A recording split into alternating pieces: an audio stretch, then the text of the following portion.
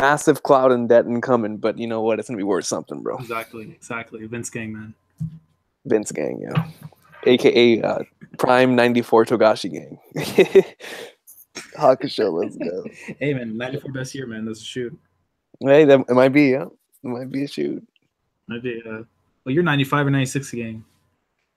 Yeah, well, we're talking about in terms of wrestling, in terms of the We're talking year. Oh, year. Yeah, early '90s gang, baby. Early '90s gang. Well, I accept that definitely. Oh man. Oh, and are we live? Let me see. We might. Yeah, I think it's like, yeah, we're live. Bro, this is how what's it called? Kevin Dunn starts every show in the 90s. Just starting it randomly. Yo, what's going on, y'all? What's going on? We're just gonna be shooting on here, man. Yo, I can't find the stream. Like, I know I'm live, but I can't find the stream. Bro, I haven't been able to find like the title to the stream. Like, my thing's on the same page. Like, it's gonna blow up one day, bro. Like, yeah, probably. Come in. They're gonna be expecting like Hogan and Nash to be shooting. Yeah, they're gonna be expecting something. I don't know, like, bro, it hasn't moved, yo. I'm getting angry. I'm getting my phone. Hold on. Like, let me turn on the camera real quick. I gotta put respect, ladies and gentlemen. This Sunday, man, if you guys are football fans, yo, Eagles Nation, baby, we're in there like swimwear. We're gonna take out Minnesota. We're in there, bro. We're in there. But yo, what's going on, y'all? Let me see. Elaine Suarez in the comments was good. Joe Nook, Zodiac Hollow, Sticker, Sticker, man. We gotta talk about Gintama Rumble sometime in the next couple days, man. I gotta play that junk. Original Luffy was good. Is that the best-selling manga in history? In the comments, yo. Hey, he's there too. Derek Davis was good. Witherwalkie was good. Josh was good. Glad to see y'all doing well, man. Glad to see y'all doing well. But I just wanted to stream tonight. I was like, you know what? Let me invite Laz. We'll just come out here and shoot. Just it's pretty much like an open Q&A or whatever. But before we get into that, I have I wrote down something while I was working earlier that I wanted to talk about here on the stream.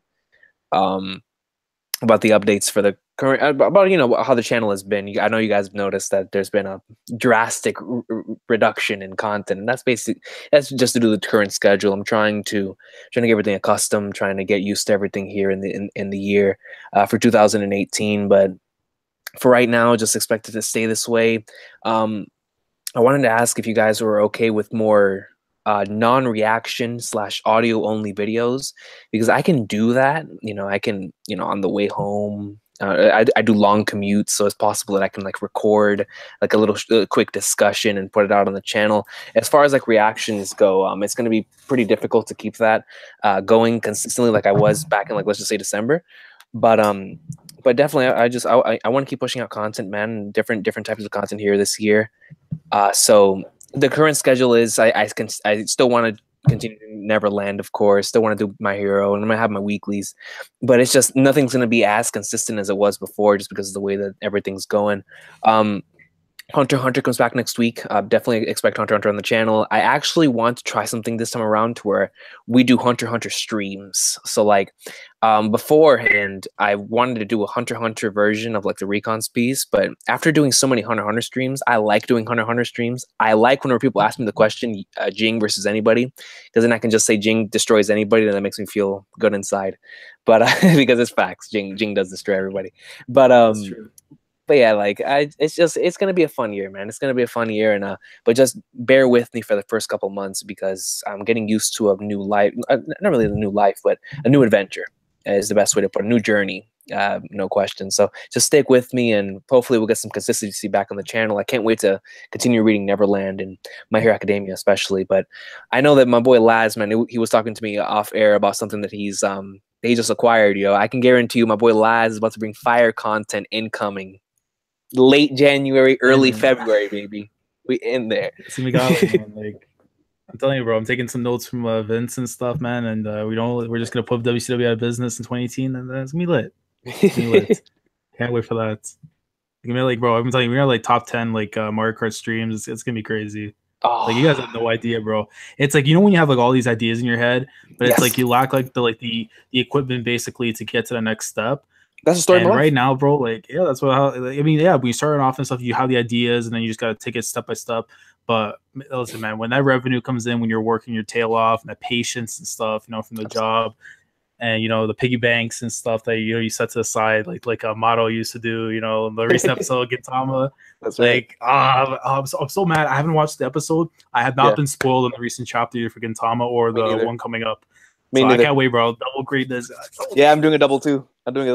So I'm really excited for Goat Tama, man. And it sucks because like I'm caught up with the anime. Like I'm watching the anime episodes. I just haven't been able to record a video on it. That's why I want to do more of those audio only videos, because I can't. Obviously, if I was home, I'd be doing the same thing I'm doing right now. But since I'm not, I'm usually like away. Like whenever I'm on break, whenever like I get out of class and I like sneak into my car for a little bit, and I could record a quick video talking about whatever, right? So that's why I want to start bringing content like that. I want to start bringing more variety. Like I was inspired. I know you watch Dragon Ball YouTubers, right? I remember I was watching a video from boy Geekdom. Shout out to Geekdom. He recorded a video. He recorded a spoiler, or not a spoiler, is a it was I think it was discussion video from his car, and I was like, yo man, I do that all the time. Except his sounded mad professional. I was like, dude, if I can get like a really good mic, and I travel a lot, like I'm in my car a lot, man. Like my car is like pretty much it's more my home than my actual house is. So like if I were to get some good equipment, man, I could record in the car all day, baby. Bringing up discussion videos all day, man. You want to talk about Hunter x Hunter, One Piece, Kingdom, man? Yo, I'll talk about Kingdom for 2 hours with that microphone in hand. Exactly, man. Like, so, it would be like Cole Cabana, bro, of the anime community. Like, that's how I put it. Hey, the art of anime and manga. If you make the podcast, bro, that's the name for it. That would be fire. That would definitely be fire. Yo, hey, Dustin, bro, if you want in, man, you let me know, brother. I'll send you. I'll send. Yeah. Just go ahead and link. Well, actually, let me see if I can find. Oh, Evil's a troll, bro. He's talking about, bro. This guy sent me some shit. Yo, Evil was going off there on the Discord, bro. I'm telling you, that's the thing about when I get this PC, because the conversations we have should put us in like Azkaban at this point. You're right. Especially like whenever bro, like tomorrow. Hey, shout out to this. Let me plug it right quick, guys. Tomorrow, on Laz's channel at around 10 o'clock at night, we're gonna be doing a wrestling draft. It's gonna be fire. It's gonna be a lot of us in there, huge wrestling. If you're a fan of wrestling, definitely stop by. It's gonna be on Laz's channel. It's basically what it's gonna be is it's gonna be a draft, right? I don't know why I'm standing up, but I feel like I feel like Paul Heyman right now. But what's that? Hype, yo. The hype, dude. I'm really hyped for this stream. So what it's gonna be is we're gonna be doing our draft for the current wrestlers. It's not gonna be all time like the last one was. It's gonna be current day wrestlers. So I believe I'm the third pick. Francisco Silva's his first pick. Dan is second, and Matt Mugiwara Matt B is fourth. And it just continues going on the list. But anyways, the draft is going to be like, if you guys ever watched, the NBA, the NFL, whatever, they have like their drafts that come out, first pick, second pick, whatever. We're basically going to build our own rosters and build our own companies out of modern day wrestlers and try to create the best possible card possible with the wrestlers that we've drafted. It's going to be something, just for fun, but it gets hectic and gets very, very intense. I can tell you that the last few wrestling draft streams has been very, very intense. I guess it's because of how passionate we are when it comes to the whole this side of wrestling, but it gets intense, man. But you know what it is, right? It's that first pick, the first, because again, you already know, I'm nuking your house the first time. Once we get that third pick in, if my boy Okada's gone with that third pick, I'm nuking your house. Dan. No, you got to nuke Dan because Dan is getting him. No.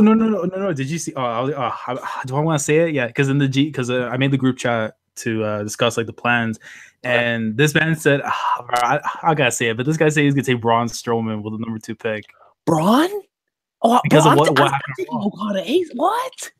Braun? That's what I'm saying. Because he said it's something to do with what happened on Monday Night Raw, and I'm thinking like, because of the way I'm looking at my roster, like I'm building based on like who I can see myself making like massive amounts of money and stuff if I were to make like a roster, and like every night, I'll be going to an arena and stuff, and this card would literally like make me as much money, it would like get that much exposure, that kind of stuff.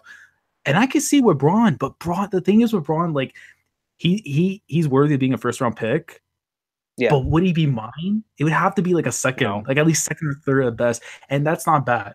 He's at least a top 3. Yo, what's good, my brother?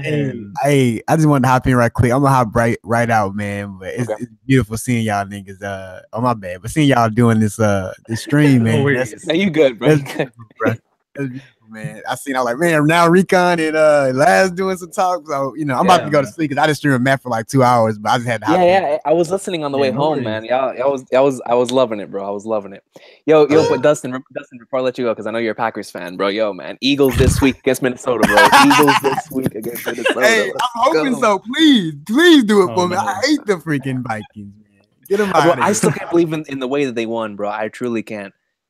That made me so mad, bro. That safety should have. I don't know why he went for that tackle like that. He should have just held his ground and tried to not let him get past him. But that was crazy, bro. I'm just waiting for Jimmy G, man. That's what I'm waiting for. My 49ers to come out of the grave. Like we were out of the damn grave, and now we're back in the grave.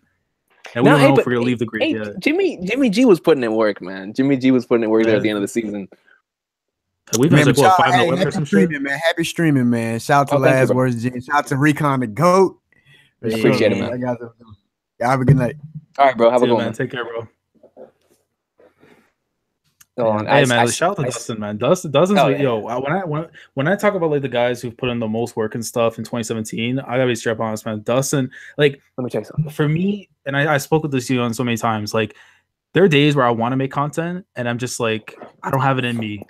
And then I see Dustin putting out 3 videos, and I'm like, yo, how does he do it? It's like he's someone to look at when it comes to like having like the passion for the community. And I feel like that's what I love about like how like we were talking before, like how the community has become so much better over the years in general, just because there's so much new blood that's in it. There's so many new people with like ideas and stuff that's getting people wanting to talk and stuff more. Like I remember when Matt was saying in the stream something about like subscribers like now we're like hard to get now compared to before. I don't think that's the case. I think even like it's always going to be there as long as you're yourself and people are willing to back you. And if you're like that's what I'm saying before, if your subs can take you higher than where you can take yourself. And I believe that. That's fact. Absolutely. Absolutely. A prime example would be those of us in the Reverie who had legit our because our subscribers, I can definitely speak for this. I know Sunpatch can as well, from the message that I received saying that our fan bases were so loud that they could no longer ignore it. And to me, that it just goes exactly what you just said. It goes beyond that of just subscriber number. And I think that's cool. I think stuff like that is super awesome because they're like, yo, it's stuff like that warms my heart, man. And I remember, I like every single time I think about it, I mark out a little bit, man. But there was something that here it is. Yo, okay, so shout out to Big Dog, right? Shout out to Big Dog. Big Dog said he was watching my Shogun assassination video, and he said that I was completely and utterly taking a dump on every series, which is factual. But turned around and said, except One Piece.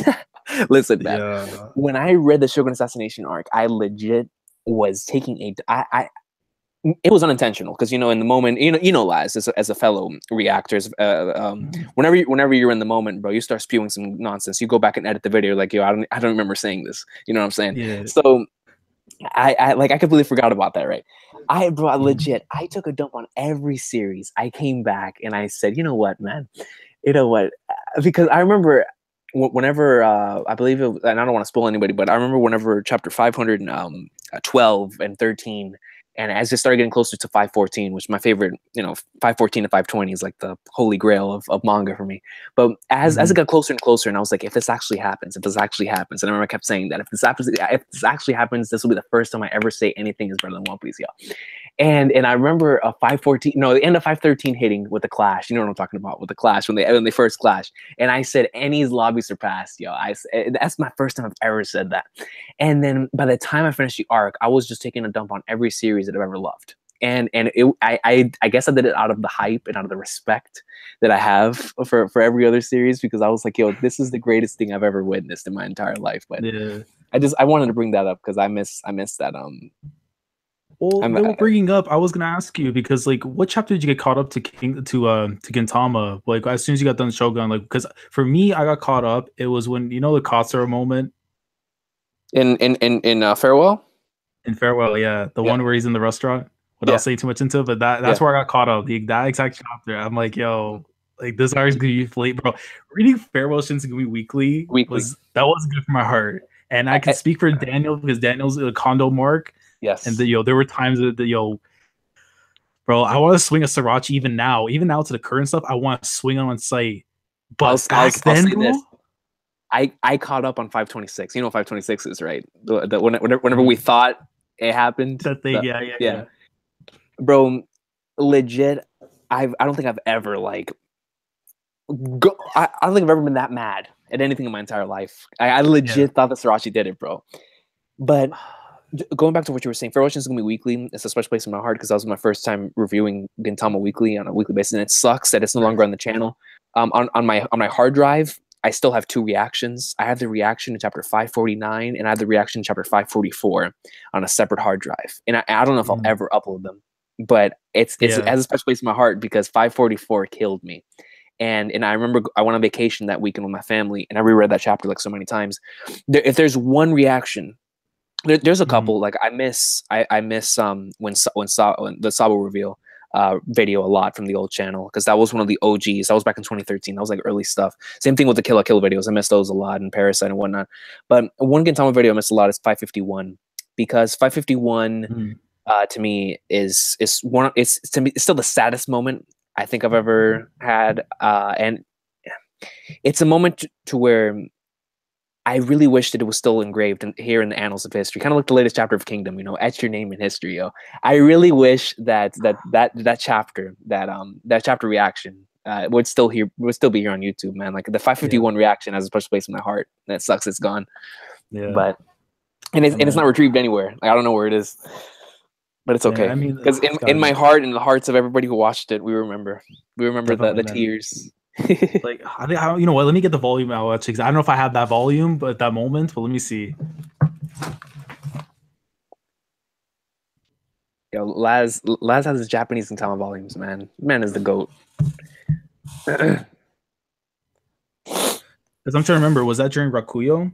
Because it's been so long since I remember. 551 was the final chapter of Farewell Shinsengumi. Right. Oh yeah. Okay. Yeah. But listen, man. Even though Farewell Shinsengumi is goaty, Rakuyo Weekly though, because of this volume. That's a good volume. Bro, I get sad every time I look at this thing, bro. Because like when I look at the top left, I can't anymore, man. Does that volume have chapter 589? Let me see the kanji. I know it has a Sugi and Oboro, but I don't know if it has all the other stuff. Speaking of that, and I don't know if Portgoss is watching this. You know how, because Portgoss was anime only for a long time. You know how Portgoss got into the Gintama manga? He buys the issue that has the final chapter of Naruto. It was either the final chapter of Naruto or one of like something in the Naruto versus Sasuke part. He showed us I think before. Yeah, no? Bro, he had chapter 517 of Gintama in that thing. He opened up that volume. He finished a chapter and he said, "I'm catching up, bro." He legit caught up that night. Like he was an anime only for years. Nothing ever persuaded him. He read one chapter of Shogun Assassination. He said, "I'm catching up tonight, yo." I was like, I'm telling you, it's the power of the GOAT, bro. It's the power of the GOAT. Yeah. But there was, yo, what's up, Bay Area, man? How's it going? Yeah, I think this volume though, like the one you're saying right now, this one ends off at the moment where our 2 favorite members of the 4 pillars and the certain leader, they go up to space. Oh yeah, because they just covered that episode. I know that, so that's where it ends off in this volume, which blows my mind considering like where it starts off, which is still Rakuyo, and then just jumps into the next part. Like, dude, he's insane, man. Like this guy, dude.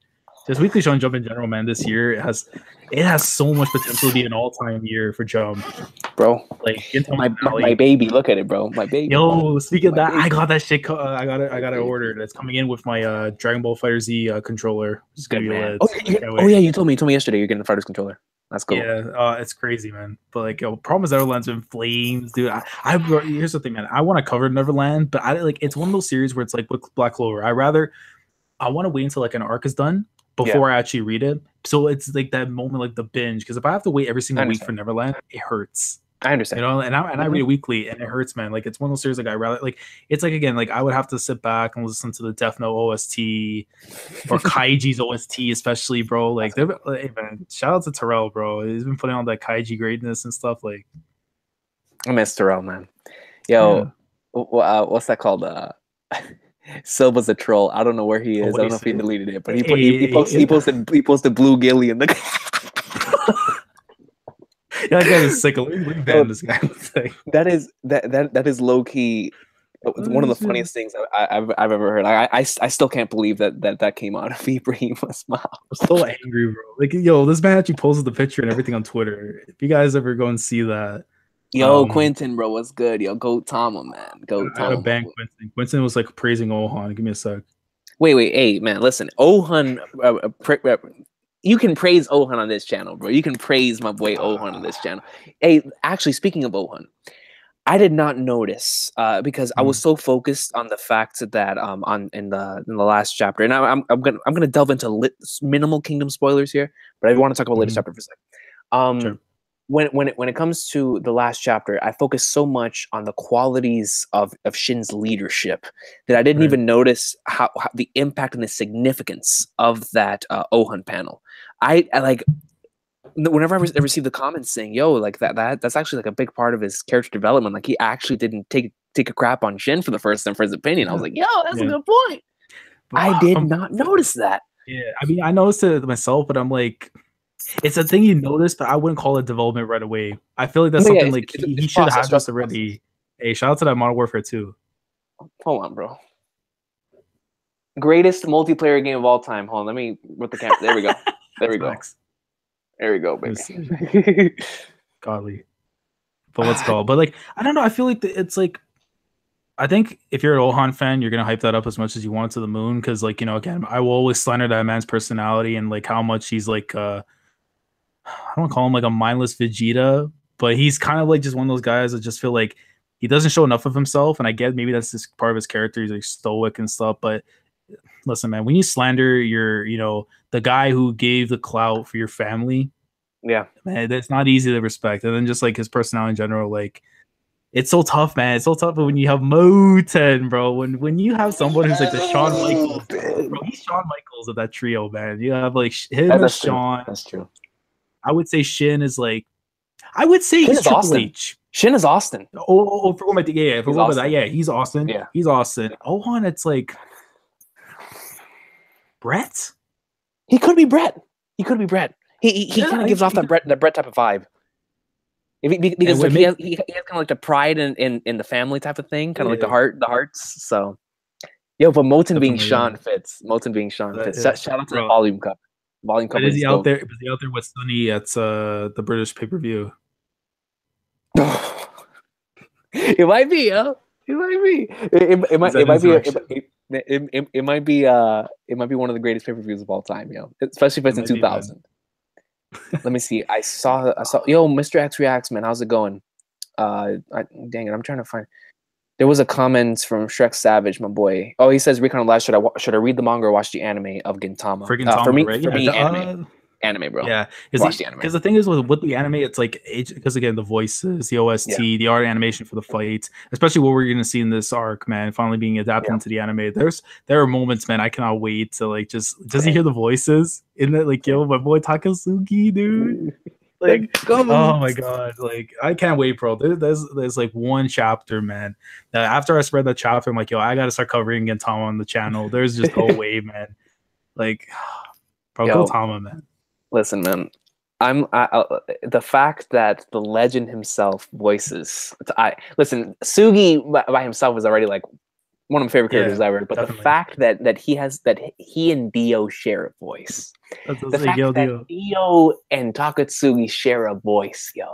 You're just like they're legends, they're goats. And Diego, bro, my man, my favorite. Diego. When we get to that part, and Koyasu actually voices Diego in the flesh. Yeah. I'm probably gonna be a grandpa by then, but in the flesh, I'm gonna hear Diego's voice, and I'm gonna be like, all right, bro, It's time because I heard Diego's voice whenever in JoJo Eyes of Heaven, and I was like, oh, I love it. Because he sounds like Dio, but he sounds more pompous, more arrogant than he already did before. I was like, this fits. This fits. Exactly. Hey, listen, they're gonna have to put my brain in a jar, and I'm still gonna be watching it. Like, I don't care. Like, if also Futurama stuff. Speaking of that, I have Quentin in the comment section. Laz, have you ever read Billy Bat? I've heard Billy Bat. I've read the first 3 chapters, and I like it. It's one of those things where I want to wait until there's nothing. Like, you know what I mean? Like those days where like, there's absolutely nothing left in your life to do. And it's like, I'm gonna read Billy Bat. Okay, you know, like, gotcha. That's what there's a lot of stuff to catch up to right now. I understand. Exactly. But Billy Bat is something on my radar. I feel like in a lot of ways, I'm more motivated to check out more Billy Bat than I am a Monster. Even though a lot of people say that like Monster is the best series done by Urasawa. Even though it's tough for me to say because 20th Century Boys, those 16 volumes I've read so far, man, like, bro, like life is stopping me from completing that series. That's all I'll say on that. Goat Century Boys is Goat Century Boys. You gotta finish it, bro. Exactly, yo, man, I have to. Oh, never mind. I was about to say it, but I don't remember if you saw it, so I'm not gonna spoil. I'm just gonna keep my mouth shut and look at Toka greatness in the background. I must keep my mouth shut. Good man, good man. Let me see. Speaking of Tokyo Ghoul, man, Tokyo Ghoul's been flamed. I'm disappointed in myself that I haven't been covering as much. Yeah, same. Like I hate it coming on Mondays. Like because like what happens? It comes out on Monday, right?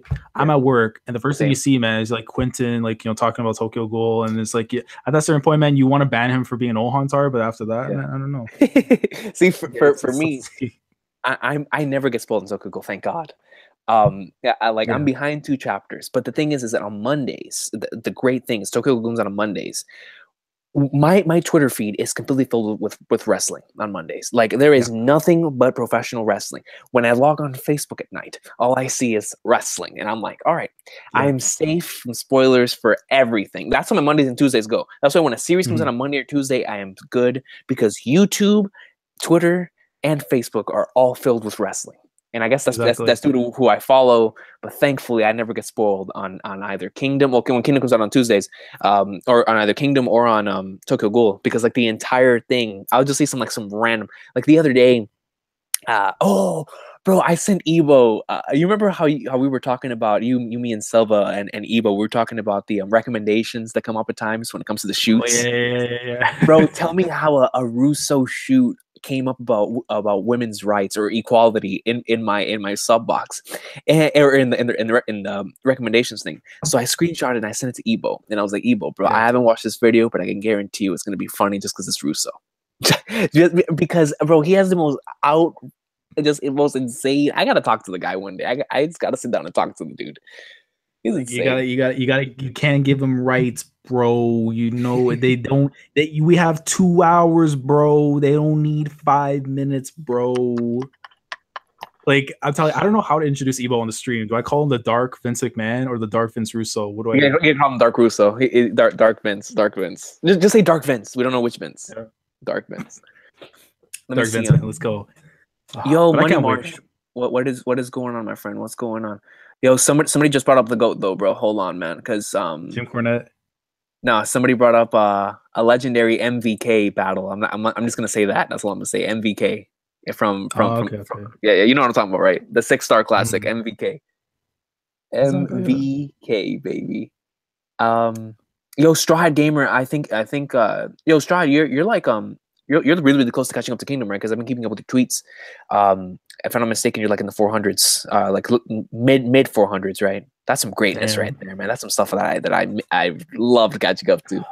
Bro, reading Kingdom Weekly, man, it's like, yo, I've said this so many times, bro, but I was reading Kingdom Weekly the second Turner Farmer started like releasing the chapters weekly. So this was like around like 392, 393.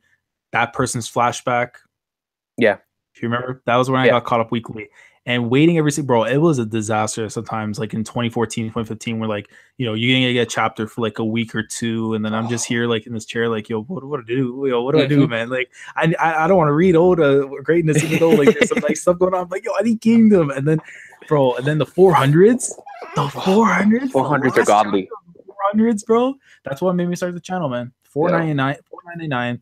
If you didn't cry to that chapter without having to say anything in it, like, I don't know, man. You might be bigger sick than Silva. Like, that's all I can say. Silva. Yo, shout out to Silva in the comments, man. Shout out to Silva. Silva's gonna take AJ Styles with his first pick, and I'm gonna be happy. And if Daniel really takes Braun's second pick, I'm gonna be the happiest man in the world, because I'm not even gonna say my pick. I'm just gonna say, and the Recon Wrestling Federation selects, and then I'm gonna play the Wrestle Kingdom 12 intro video where Okada flips the coin and the coin lands. Yo, that's such a sick promo video. This is a shoe, right? So I got a shoe real quick. So the other day at the place I work at, the grocery store and shit. So we had a customer come in, and they were like, it's one of those customers, like, they ever had like where they come in with a fucking bag of like quarters and nickels and dimes and shit all the time. And I swear to God, bro, I don't know why, just like that happened. They dropped the bag and the quarters hit the ground. You know where I'm going with this, bro. Yes, I hear this sound, and I swear to God, I just did one of these. I was like, yo, you just gotta stand up, bro, and you gotta hear him in the background. Yeah, Rainmaker, Okada Kazuchika, bro. Let's go. Come on, Rainmaker. Like, ghetto, bro. I love ghetto. Listen, bro, this Vince gang, I'm ghetto gang. Like, I'll rep that man in my grave. Yo, I don't know who pointed it out in the chat. I was dying. That Gato sounds like Jericho. Yeah, whenever he's yelling in English. Dude, I was dying. Yo, Mr. X Reacts just brought up a legend, bro. Mr. X Reacts said Junji Ito deserves some respect. Listen, man, I have the Junji Ito short story collection, Fragments of Horror, on my phone.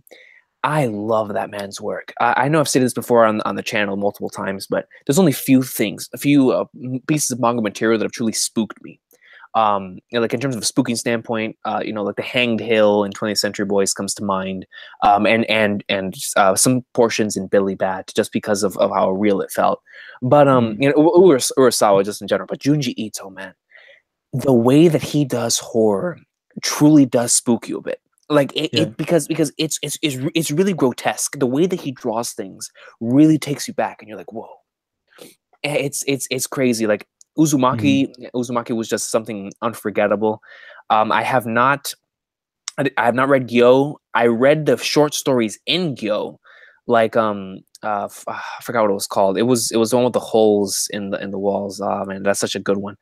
But anyways, just going back to it, I need to read Gyo, the fish one. But I read all of the short stories and Fragments of Horror, and Junji Ito's a genius. Like he solidified his place as one of my favorite mangakas just by reading just that Fragments of Horror thing, because my favorite type of storytelling is episodic storytelling, as I continue to say on the channel. But Junji Ito does it so well because he legit only has 30 pages to tell a complete short story, get you immersed, get you to the point to where you're shook, and it gives you unforgettable experiences. And he did that throughout that entire Fragments of Horror thing. So I got to give it to Junji Ito. Junji Ito deserves all this respect in the world. I have not seen the anime. I don't know if it would live up to, because there's something about just flipping the page and seeing something insane that just really, really lives up to I don't know if they can do that justice in anime form. I'll give you a quick example. I really, really love the binging experience of originally reading Gantz. The Gantz binge read was one of my favorites. I attempted to watch the anime, and there was just something that I just wasn't there. It didn't click, it didn't click. You feel me? Because you read Gantz as well, and you watched the anime. And then I watched it after too, and it's weird because I got where it was coming from, like to connect the two, of that the addictiveness of what the manga brought. And while the anime, it kind of had, I like the art style a lot for it, but because of the fact of how its story was kind of handled, especially we knew how the ending was completely went at different routes and stuff, and it just kind of I mean, I would love to see a remake one day for Gantz itself, but they need to remake the whole ending, like that ending, because my thing is it's crazy because of how it starts off. Like everything is coming to fruition. Everything's just about to go nuts. And then just it just ends off on a whimper. And I feel like you literally, the thing is you would know a series ended on a whimper by its last page, but with Gantz is you knew as each chapter was going by, every page was going by, you knew something was up. It wasn't feeling the same ride anymore. And it's it's almost like ECW. Yes. It's it started off amazing, and then just something happened to it where I guess it didn't get the backing it did. And you can kind of feel it too with Inuyashiki, which I've only read a little bit of the manga, but I've been watching the anime for it. The anime is fire. But I kind of do feel the same way. It's any series that Oya works on, it just something just happens. You know what I mean? Like it just doesn't have that ending. Starts off amazing, definitely, but I think a series is always going to be remembered for its ending. Unfortunately, Gantz has most of it, if not a great thing for it, but the ending's not there. I'll tell you this with minimal spoilers, just so that like, because I don't want to spoil anybody, and then I want to answer this one question. But there's something about the Gantz, like that entire endings arc that has always stuck with me. It's nothing else but this one scene. The scene whenever they are there with those individuals, like the gods, as I like to call, that entire scene kind of changed my perspective on what life could possibly be.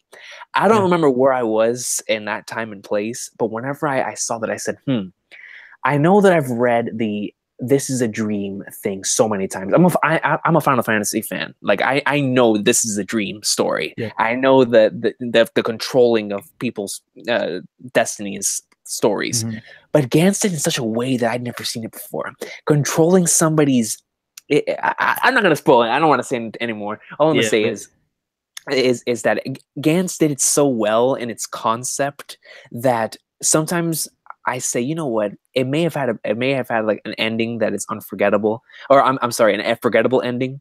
But there's just certain concepts that introduced that I've never seen any other series since. It's kind of like what Fooly Cooley presents. Well, Fooly Cooley is a godly series, but Fooly Cooley is something to where no other, like, it's unique to that, and for me, Gantz isn't that same thing, because Yu Yu Hakusho presents to me the perfect supernatural story of like going into the afterlife, you know, with demons and whatnot. But Gantz presented me something completely different, you know, like a legit thing to where you are questioning, what am I truly going through here, for like the first like 60 chapters, and I loved it. Yeah, I loved it. It had some amazing moments too. The hundreds, bro. The 200s too, man. Yeah. Like, oh my god, when we got to the end of phase 1 and going into phase 2 afterwards, like, oh yes, praise. And even going into phase 3 itself, because like that's like the preparations, like the final arc, and it's just like I don't care, bro. The final arc itself though had some godly panels, bro. Yes, I have like things saved to this day just from like that read through back in May. Like I just see color panels and everything, just so beautiful. Yeah. Like I would go back and like rewatch like MMVs and stuff just off like, you know, some of the little bits and little arcs and stuff, bro. Reika, great, this, bro. Listen, man. If I didn't have my feelings on Gantz the way I do now, Reika, she's a top 2 female. Like that's legit. So? I think so. I think so. Well, this is before like, you know, how we saw like, and I guess this is more of the writer's fault in this case, because with Reika, she was a great character and she early had, like, on, yes. a lot of things. Yeah, but then a certain incident took place, and then Akami, I mean, but then again, we, you know, and I don't want to generalize this to a lot of people, but some people will make mistakes. Yeah, they'll do some stupid things, but you still love them at heart, and you know, this is not just bias because she has a top 2 body, but there is bias. I mean, come on, there has to be too much bias, bro. Yo, so Hobbit Sapiens asked, what's my favorite drawing style? So art style.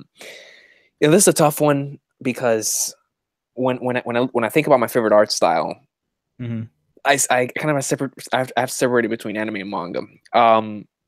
Overall art style, I probably have to give it to One Piece. I think One Piece is my favorite art style in general. It has the perfect mix between realistic and cartoony, and I love it a lot. It's like it gives me like the Dragon Ball as well as like up there for me when it comes to the manga side of things, the anime as well, of course. But like overall, I probably have to say One Piece's arts. I love it so much because I'm a huge fan of the cartoony type of thing, and the way that Oda does it is really, really good.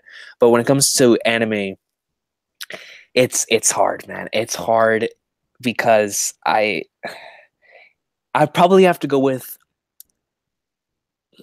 I don't know if you guys ever watched Lupin the Third, the Fujiko Mine series. It's around 13 episodes. That art style is my favorite art style I have ever seen for an anime. The closest thing that I've seen to it in terms of like of like that type of art style came in Redline. Redline, the Redline movie. It has like really similar type of art style, but in that Fujiko Mine series has I mean, that art style it's glorious from the opening until the ending.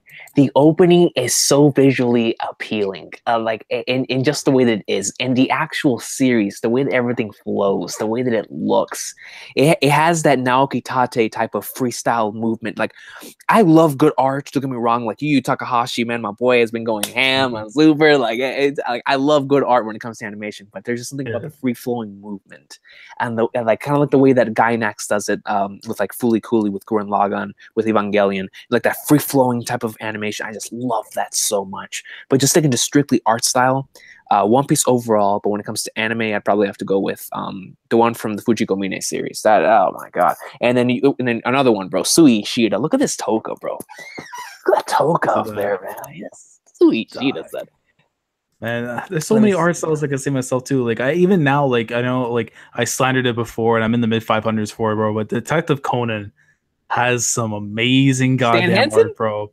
Listen, bro, that's a top 3 volume cover all time, bro. I marked out, bro. I'm like, there's no, bro. In the Budokan, you're talking about Keiji Muto doing like Germans, Shining Wizards. I'm just like, this guy knows his stuff.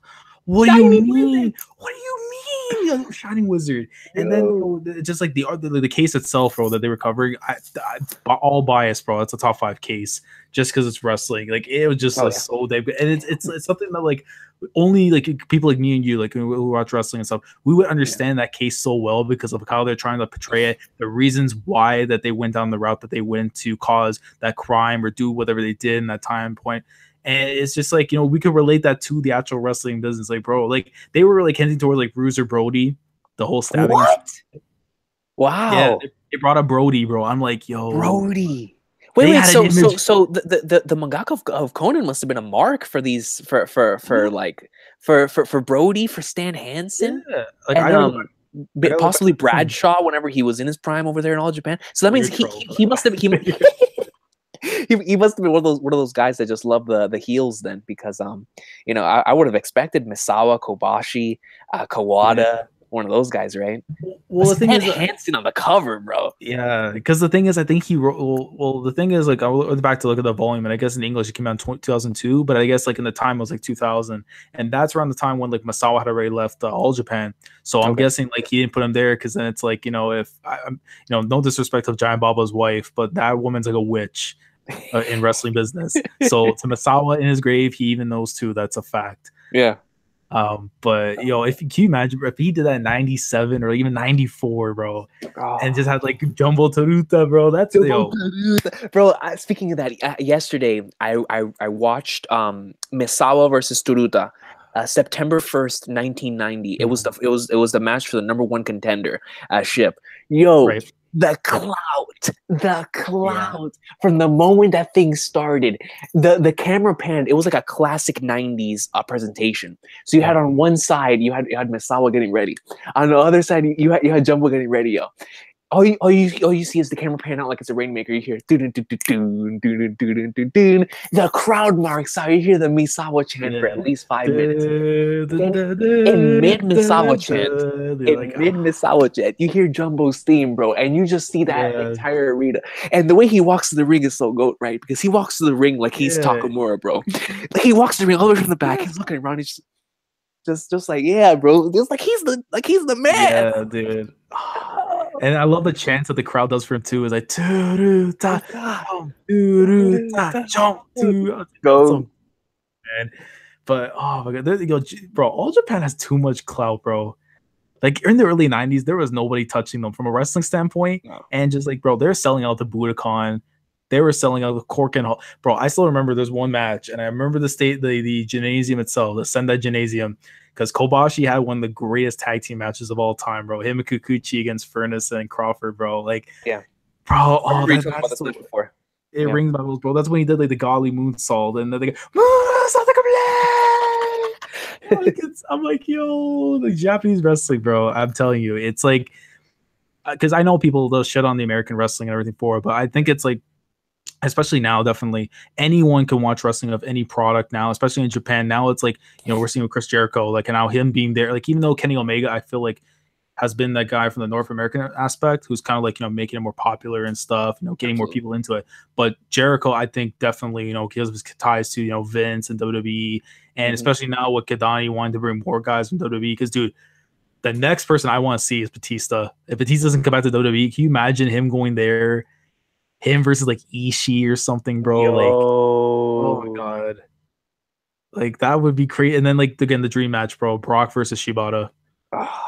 In a death match. I would be there with the headband like I'm freaking oh my god. Ippo's friend. Do you remember? It's been so long, but Ippo's friend, the one that became the mangaka. Yes. Man. I'm forgetting names. I know you're talking about that. It starts with an M. I forget, but I would be him with the headband during the Sendo fight, round 2, and I would be like screaming Shibata.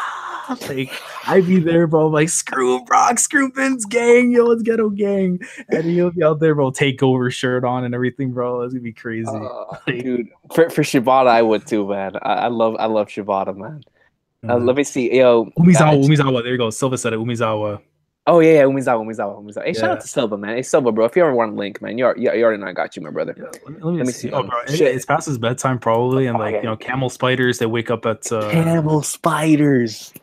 Bro, I'm scared to this day, bro. Quentin actually asked me for my email address, like in the DM. He's like, because I slandered Ohan pretty bad, and he's like, bro, I swear to God, like I'll send it to you. I'm like, now I'm scared because that the whole thing I told you about with Terrell when he's like about the arachnids and shit. I gotta be careful what posts I open up and shit now. You never know what's gonna pop out. You never know what's gonna pop up, yeah.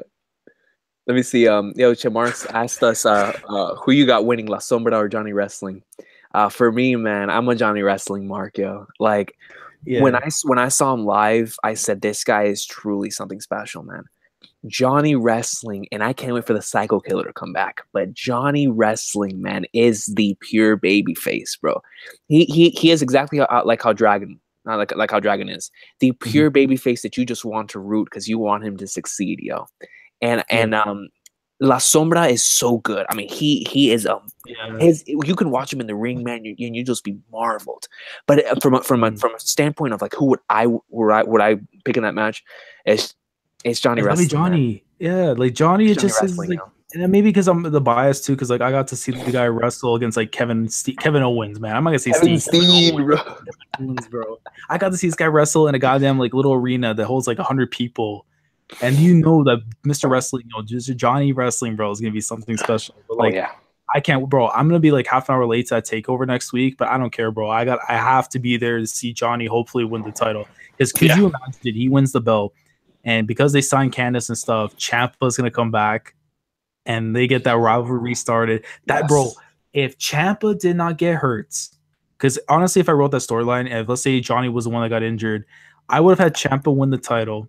Hold it for a year. Johnny's like pissed off. He's angry. He's gonna show a different side of him while he's on the sidelines. He comes back, gets that rivalry restarted, bring Candice into it, and then they cap it off the finale at Takeover at WrestleMania weekend. He goes and wins the belts. It would be last man standing or a submission match, something. Oh yeah, in the last man standing. It would have to be. It has to be last man standing. Yeah, it would be like Gintoki and Takasugi, bro, like 519. That's how it would be. Essentially, it would be, and then Candice would be Yoshida Shoyo, man. Like facts. Like that's how it would be. Like, oh my god. Let me see. Yo, hey, shout out to Ninjas in the comments, man. Ninjas. Hey, Elias is a good Elias the GOAT, yeah. Let me see. Jose said thoughts on Chris Benoit, one of the greatest workers. Definitely. In company history. And Silva's favorite wrestler is something named Brock Lesnar. Hey man, that guy plays his theme and Jason Jordan's theme every thread. Yo, Derek Davis just brought up The Breaker, man. The Breaker is another series that its art style just it hits. The Breaker's art style is ooh, it has like one of those wallpaper worthy. It's like Boichi with his stories. Like I need to read Dr. Stone speaking of Boichi, but I need to Ice Shield 21 is another one that I really need to get into because I was reading the Street Fighter manga book thing. Yo, Murata drew Akuma versus Ryu. Oh my god, dude! I read that in the flesh, like physical. I was marking out, man. Let me see. Mr. X reacts. Shout out to Mr. 619. # not seen wrestling for 10 years. Hey, man. 10 years ago, greatness was going down in the E, then that's a shoot. That's a shoot. Exactly. Bro, I'm telling you, man. That's why, bro. Because that Discord call, bro, when we show like all like when I was showing the thing about Taker and bombing Austin, I was so shocked you knew that because I figured that'd be something like you'd be trolling this shit with. No. And, like I forgot. Like I remember the sword, but I did not remember the knife. The sword. This guy for Arya's dagger, bro. I'm crying. Kane. Oh crap! I lost the comment. But somebody said that Shawn is their favorite wrestler. Shawn, Mr. WrestleMania is my favorite wrestler too, bro. Shawn Michaels is legit my favorite. Yeah, I can't say the name, but it's an outstanding MFer. That's all I'll say. Because that's a goat human being right there. Wait, I can shoot. Wait, this is a Paul Heyman show. I can shoot. Can I? Yeah, bro, shoot. It's a shoot, brother. It's a shoot. It's an outstanding motherfucker. There we go. All right. But like by monetization, no. Look, I don't have monetization. I create my own ads now on the channel. Exactly, man. Exactly. Let me see. Hey, no, but on a serious note, Shawn's my favorite wrestler of all time too, bro. Yo, Manu.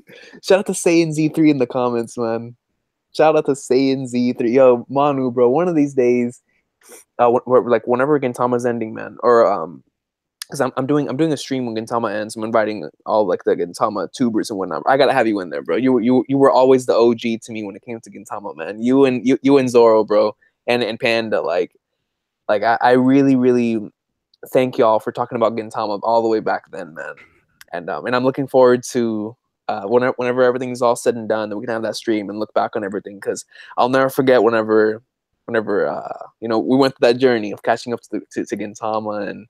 The first time reading, and I remember because you knew about the Metal Gear Solid Awesome Sauce, so like we would always have like the talks between man, like it's just the greatness, man. That's another thing, man. Metal Gear, dude. With Metal Gear Survivor is coming out, and this is like the first Metal Gear that I'm just like, I don't care, man, because it's like Kojima. Yeah, that's not getting bought for sure. Like, there's no way I can, man. Like, it's sad because I remember because I was talking to Porcus about but like I was looking at like my files and stuff, and I had like wallpapers of like Metal Gear, like those ones where I forget who the artist is, but they draw those ones where it's like the background's like a certain color, and it's like in shadows and stuff like all black, and it has like certain moments and stuff. Like I had all of them, and then the special one from Metal Gear Solid 3, bro. This like the thing, it's like. Oh my god, dude! I need that pachinko game, whatever the thing they did with it. Yep. That has to be an actual thing. Give me a remake and that beautiful design and stuff, just so I can just be depressed, man. Just looking at my boy, man. Like just like Solid Snake, man. Like oh my god, I still remember the start of 4, bro. I still remember the start of Metal Gear Solid 4 and how he got to the state like old Snake and stuff, bro. Like. I'm just like Grumble, bro. That's Taker. That's Taker. Like, Undertaker. He's Mark Calloway. He's a Mark, bro. He's a Metal Gear Mark. Let me see. Oh, Quentin's a troll. This guy put Fran with the trash bag emoji. I'm dead, bro. Like, hey, as long bro, what's going on, man? Oh, snap. This guy pro yes. Flag guards. Let's see. Crap, man. I'm looking. Oh, right here. Codename Kids Next Door versus Gracefield House Kids. Listen, man. I love Codename Kids Next Door so much, but when you have Emma, when you have Ray, when you have Norman, dude, listen, bro. Emma to be. Like I don't think I've ever fallen in love so quick with like a main character, like so quick. I think the last time that it happened was like with in Tokyo, right? Like Emma, like right off the bat, I was like, "Yo, Emma's gold.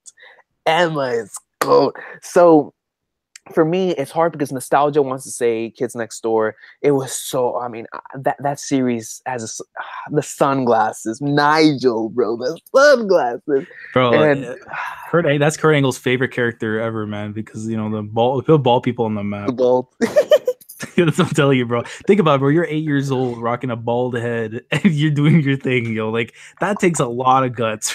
That takes a lot of guts. And like the thing about K&D, have you? Now, when I first played through Persona 5, the first thing it's the mission whenever you go into the flapping flag nerds. Whenever you go into the skyscraper and like you first get to hear flag nerds. I forgot what the name of the boss is. But anyways, like they're basically talking about how adults are the ones that keep ruining our lives. Like that's what they were talking about. It was the main cast, right? And the first thing I thought of was, man, these guys are basically freaking doing some kids next door stuff. They're all kids that come together to go against adults, yo. Like shout out to Persona 5, man. Persona 5, and then like the thing right after says codename Kids Next Door, because that's what they are. Yeah, all I know is like Quentin got message smoked. Deleted by Commodore Lass. He got smoked. Yo, you would have deleted the comment too. This guy went after your girl Emma, man. Oh, he was timed out for 300 seconds. You know what's funny? I remember the first time I did that one of Brago's things. I'm like, yo, how long would that be? I'm thinking like, yo, 3,000 seconds or some shit. And I'm like, yo, they're going for a long time. But it's 300, I believe, like 5 minutes. So yeah, Quentin will come back soon. Hey, Quinn is a good man. Quinn is a good man. Let me see. Wait. There was. There it is. Did you buy Gintama Rumble? If so, how do you feel about it? No, man, I don't have it yet. I thought my initial impression was that Gintama Rumble was going to be available on the PlayStation Store, like on our PlayStation Store. Apparently, I have to go through this process of buying it in another country, setting my region to something different, and setting up another account, and then I can play on the main account. So I'm gonna have to end up doing something along those lines to play Gintama Rumble, which I'll probably end up doing. But and it sucks because I really thought it was going to be available over here. Like whenever they said there was going to English subtitles, I thought it meant an English release over here at the same time, because Berserk got its release over here. Gundam Verse got its thing over here. Those are Bandai. Like why can't Gintama Rumble get a release over here? Like come on, man. Release it with the new movie coming, a live action movie that's being shown in theaters. Unfortunately, I can't watch it. But release it with that, man. You'd be like, yo, let's go. But I guess Gintama isn't that popular. They could have done what they did with JoJo. JoJo was released only digitally, on the store. It already has English subtitles. Just put the dang thing translated. You can even put Google Translate. All I want is the game. You can put it raw. Listen, man, I will play Gintama Rumble raw as long as I get to play as Takatsugi Shinsuke. I will play that game in any language you could possibly imagine. But as long as I get to play as Takatsugi, I don't care. Now the question is, when it comes to that, does he wear the bandages or no bandages? He the Joy War uniform. Joy War uniform Sugi. There you go. I'll take that answer. Definitely. That's it. The GOAT. With Katsura, man, it has to be him versus Shohoku. The one where he has like the shirt that that it's like, my name's not Katsura, it's Zura. Yeah, listen, man. That design, with like where he, I'm trying to think of a character that it reminds me of. Because he has like the half shirt to where like you see a couple of his muscles right here, but over here it's like the shirt is coming out. Yeah. I'm trying to think Kojiro and Vagabond thing at one point. Kojiro. That's what it is. Yeah, Kojiro. Yep. But Vagabond, bro, I miss Vagabond, man. All he needs is to leave politics and just come back, bro. I miss the actual thrill of catching up to Vagabond, like the binge, because the Kojiro flashback was so goat. I read that in 2015, I believe it was, because I remember when my old channel got deleted, my Facebook profile picture at the time was Sasaki Kojiro as a kid. And I remember that to this day because I think me and Ibrahim had the same profile picture. But anyways, like Kojiro flashback to me is if that's an arc in of itself, that's top 10, man. I think it is. I would classify it as, because it literally was like what, a whole big volume and half. It was long. It was long as hell, bro. And it doesn't feel like when you read it like in the Vizbigs and stuff, it doesn't feel like it, but definitely. But if you're reading that week to week without a godly art, bro, it's like, yo, you feel like you're on a trip for a year just reading that thing. Absolutely. Like and especially how they release the volumes like what, every 3 months. So like that's a year journey, man. Like. So Silva says JoJo Part 7 greater than 6, greater than 5, greater than 4, greater than 3, greater than 2, greater than 1. Official rankings just came out from Meraki's Twitter, facts only. Well, Silva, I agree with you for the first 2. I do agree 7 and then 6 and then it's hard because 5 for me is such a special place in my heart. Like 5 is so good. Like, the thing is Diamond is Unbreakable. It's I prefer Killer Queen's hard, but 5's main cast, besides 7, 5 has the best meme cast. To me. Yeah, 5. Yeah, I love 5's cast, man. 5's cast is too good, bro. Bro, That's why we need to get this anime. Yeah, bro. I just want to see Naranse being asked the question, "What's 2 + 2?" and he says 18, and he just gets beat the shit out of, bro. But like, that's my favorite moment. And then the dancing scene.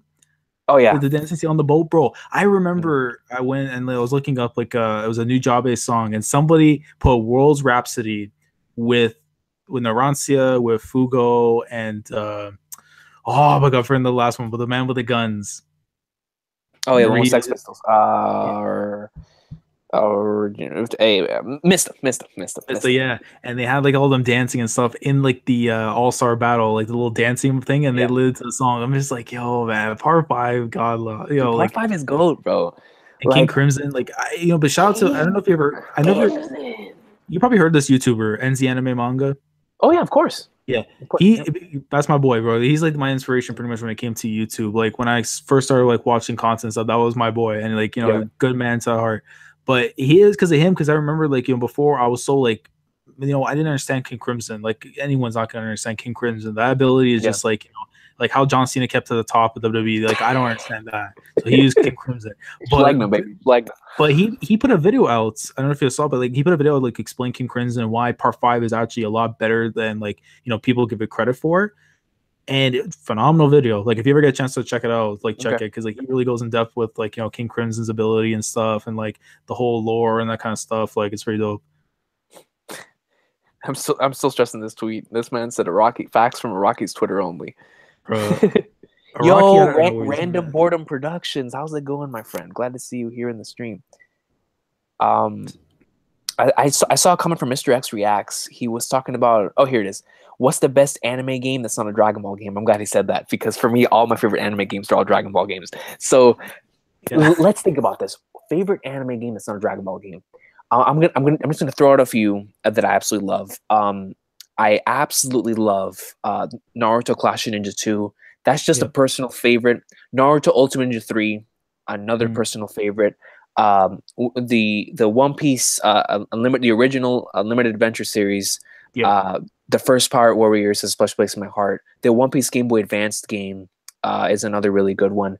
I don't know if you played the Zatch Bell GameCube game. Oh my gosh, good times. I'm trying to think of others, because I mainly played Shonen Jump ones. The Berserk games that I played, they're not really top tier for me. Like I can't put them on the same level to me as Naruto Ultimate Ninja 3. Naruto Ultimate Ninja 3 like is almost Budokai level. Like Ultimate Ninja 3 was really, really good. Storm 2, man, like Storm 2.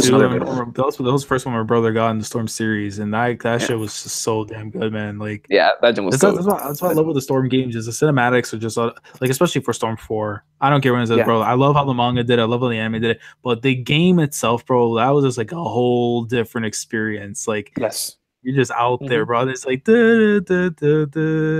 when that final song's playing, and then like, oh my god, it's like all of our battles, and just like it's like final. I'm just like, god damn, man, this is too. And the online was really good. Like the online matchmaking was actually solid. And then when they have like those secret factors or hidden factors, whatever it is, if you get everything, and then bro, when you see like them as kids, like oh my god, man. Yeah, Storm 2 was fire. Yeah, like dude.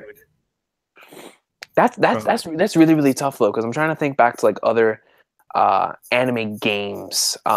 Unfortunately I've never been able to play one from like Hitman Reborn. I know there was a couple of Reborn games. I just was never able to play one of those. Oh my god, I forgot about my series. I forgot about Bleach. Yo, the Bleach DS games are gold. One of my favorite DS games is the Bleach. What is it called? Bleach. I think it was called not Dark Souls. The other one. But it was a 3DS Bleach game, or not 3DS, DS, a regular DS Bleach game. That game was really, really awesome, and so was the Wii one. The one for the Wii was really cool. I know on the GameCube they had a lot of anime games, man. Like all the ones that aired on TV, they pretty much had a game for on the GameCube and on the Game Boy. But it's hard for me because most of my anime games throughout my entire life has always been Dragon Ball. So it's like whenever you said non-Dragon Ball, I said, well, dang. Because unfortunately, I've not been able to play many games out of the animes that I've watched, mainly because, of course, they haven't been licensed. translated and put over here. Like look at Gintama Rumble, and I'd be playing that right now if it was brought over here. But yeah, but Taiwan, man, Taiwan's lit right now at the moment. So yeah, I know. Is. I know. I've watched videos on the Ippo and Hakusho games. The Ippo game actually looks like a lot of fun. I would like to play the Ippo game.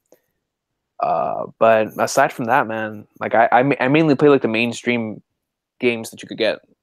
Yeah, like I wouldn't even classify like something like Persona, because that, like, to me that feels like such an anime game, but it's not. It's not. You know, and I mean, it's getting its anime in the spring, which I can't wait for that, bro. Listen, if I get to see Makoto Nijima on my TV screen, Makoto Nijima again on my TV every week, bro. Listen, Katsura Hoshino is that person, man. I don't care. That's a shoot.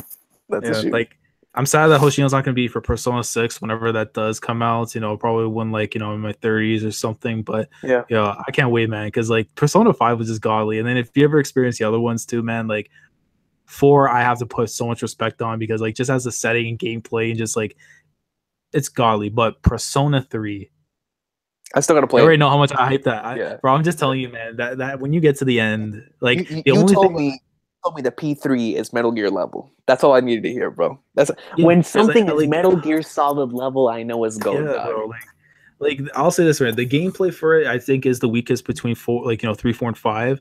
But its story is just so rich, and it hits you from all cylinders. It does not, like, the Memento Mori. If you ever hear that quote, Memento Mori, remember that quote for the rest of the series. Memento Mori, yeah, it's Italian, but remember that the entire time you're reading, you know, you're playing the series and stuff. That's gonna come back, and you're gonna remember why. It's a beautiful quote, but it's something, man. It truly is something. Like, I'm telling you, bro, like there was one scene in Gintama that I could connect to with the finale to Persona 3. Oh my. And it's the first time ever. I told you so many times, bro. Every time I think about it, bro, I want to cry. Like, that's how impactful it was. Like, the way, like, in storytelling, how you're able to connect with these characters and build these relationships with them, it's out of this world. To me, at the very least, when I experienced it the first time. And like, I just, if I was one of those people, man, I just wipe out my memories, just go and replay that game. Even if the gameplay I know, like, put me through hell, like, trust me, that's, if you have patience for that gameplay, like, listen, I have patience. My favorite Kingdom Hearts game, my favorite Kingdom Hearts game, aside from 2, is 358.5 days. Yeah, Kingdom Hearts 358.5 days might have one of the worst gameplay experiences you'll ever have, but it has my favorite story out of every Kingdom Hearts game. So I think that Persona 3 is nowhere near that bad of gameplay level. I wish I could explain what the final boss, because since you can't control your partners and stuff, you're gonna get screwed so easy. Like without going too much, basically there's like, you know how you can heal, like in Persona 5, you get hits, you can heal yourself or your opponents and stuff. The exact same thing. I needed one hit to end this boss, and doesn't I get hit with a confuse ray, and then the main girl, one of the other main girls from Persona 3, but she ends up getting confused. She hits the person's drain, and they get the re-health, like all their health comes back. Oh my gosh! And I'm like, bro, I have no items, I have no like SP, like I'm getting washed, bro. There's no chance. But yeah, man, Persona 3 greatness. I gotta play it. Quentin said the Hippo for the PS3 is GOAT, and Silva said Storm 1. Storm 1 was really good. Unfortunately I played Storm 1 after all the other ones, because I was mainly on Ultimate Ninja 3 and Ultimate Ninja 2 and Ultimate Ninja 1 for many years. So when Storm 1 came out, I didn't have a PS3. I got my 360 and for 360, Storm 2, Storm 3, and all those, and I have all those. I got Storm 1 years later, so like just a couple years ago. And Storm 1, from a cutscene standpoint, has to have some of the best cutscenes. It's cutscenes for like the OG Naruto. Oh man, godly stuff. I saw another comment around here. So much Kingdom Hearts though, man. Like, it's crazy. Like, dude, because we're talking about 358 days. You know what's theme I was playing like for the whole week, and I just can't get it out of my head, but Shion's theme. Oh, Shion. Yeah. Because then we hear Vector to the Heavens. Vector, if you ever listen to Vector to the Heavens with the piano, the person like over the shit, that is like final boss battle music worthy. And it's just like, I don't want to fight you. And it's the thing. It's like, it's that music's beautiful, but I don't want to fight you. Like, bro, you can't. And then like, yo, you like Nominae's theme. Like, I'm replayed, bro. I re-listened to the whole OST, and I'm just like, bro, give me Kingdom Hearts 3 right now, bro. Oh yeah, man. I'll drop $300. I don't care, man. Oh, me too. Like for KH3, bro. Yo, I might drop my whole check. I might drop my whole check on KH, bro. Like, oh my god, bro. Like, give me Sora's Keyblade, the original one with the yellow. I think, like, listen, man. Yo, you just brought up Naminé and Shion, bro. Yeah. Listen, yo, 350.5 days, man. Like that's one of those games. I remember I was asked the question of whether I would like wipe out my memories so I could relive Steel Ball Run, and I wouldn't, because Steel Ball Run to me is just something that gets better with every reread. But 350.5 days, I would actually like, and it's a part of the game's actual story with memories and whatnot. But I would actually, you know, go in somewhere in my memory banks, delete my memory of that game, and come back and play it without knowing anything, because 358.5 days was such an amazing roller coaster, man.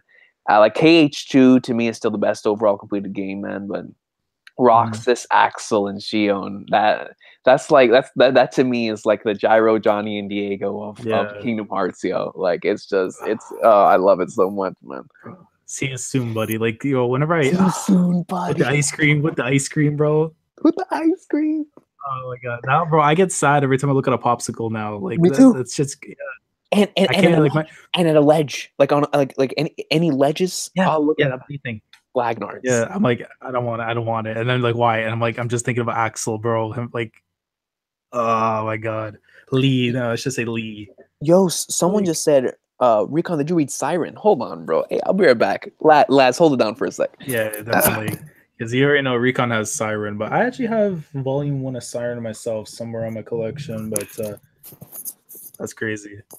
Listen, man, that's crazy. Back in my day, this series was goaty, baby. Hey. Siren. Yo, man, listen, bro. When Siren was fire, when it was coming out here in like the Shonen Jump volumes, oh man, dude. Like, I looked forward to Siren as much as I look forward to reading Bleach, man. Like, Siren was just so much fun. It had one of the, like, in terms of from an intro standpoint, the concept of it is one of the coolest concepts, man. And I recommend to anyone who has not read Siren to read The Greatness of Siren, man. It's well worth it. It's well worth the read, and it sucks what happened to the initial plan that they had for the series. I suppose that they weren't able to complete in the same way that what happened with him and Reborn. Same thing that happened with Beelzebub. You know, for some reason, whenever I end up liking the series, it ends up getting canned. but it's okay. It's okay, man. Because I want to get into.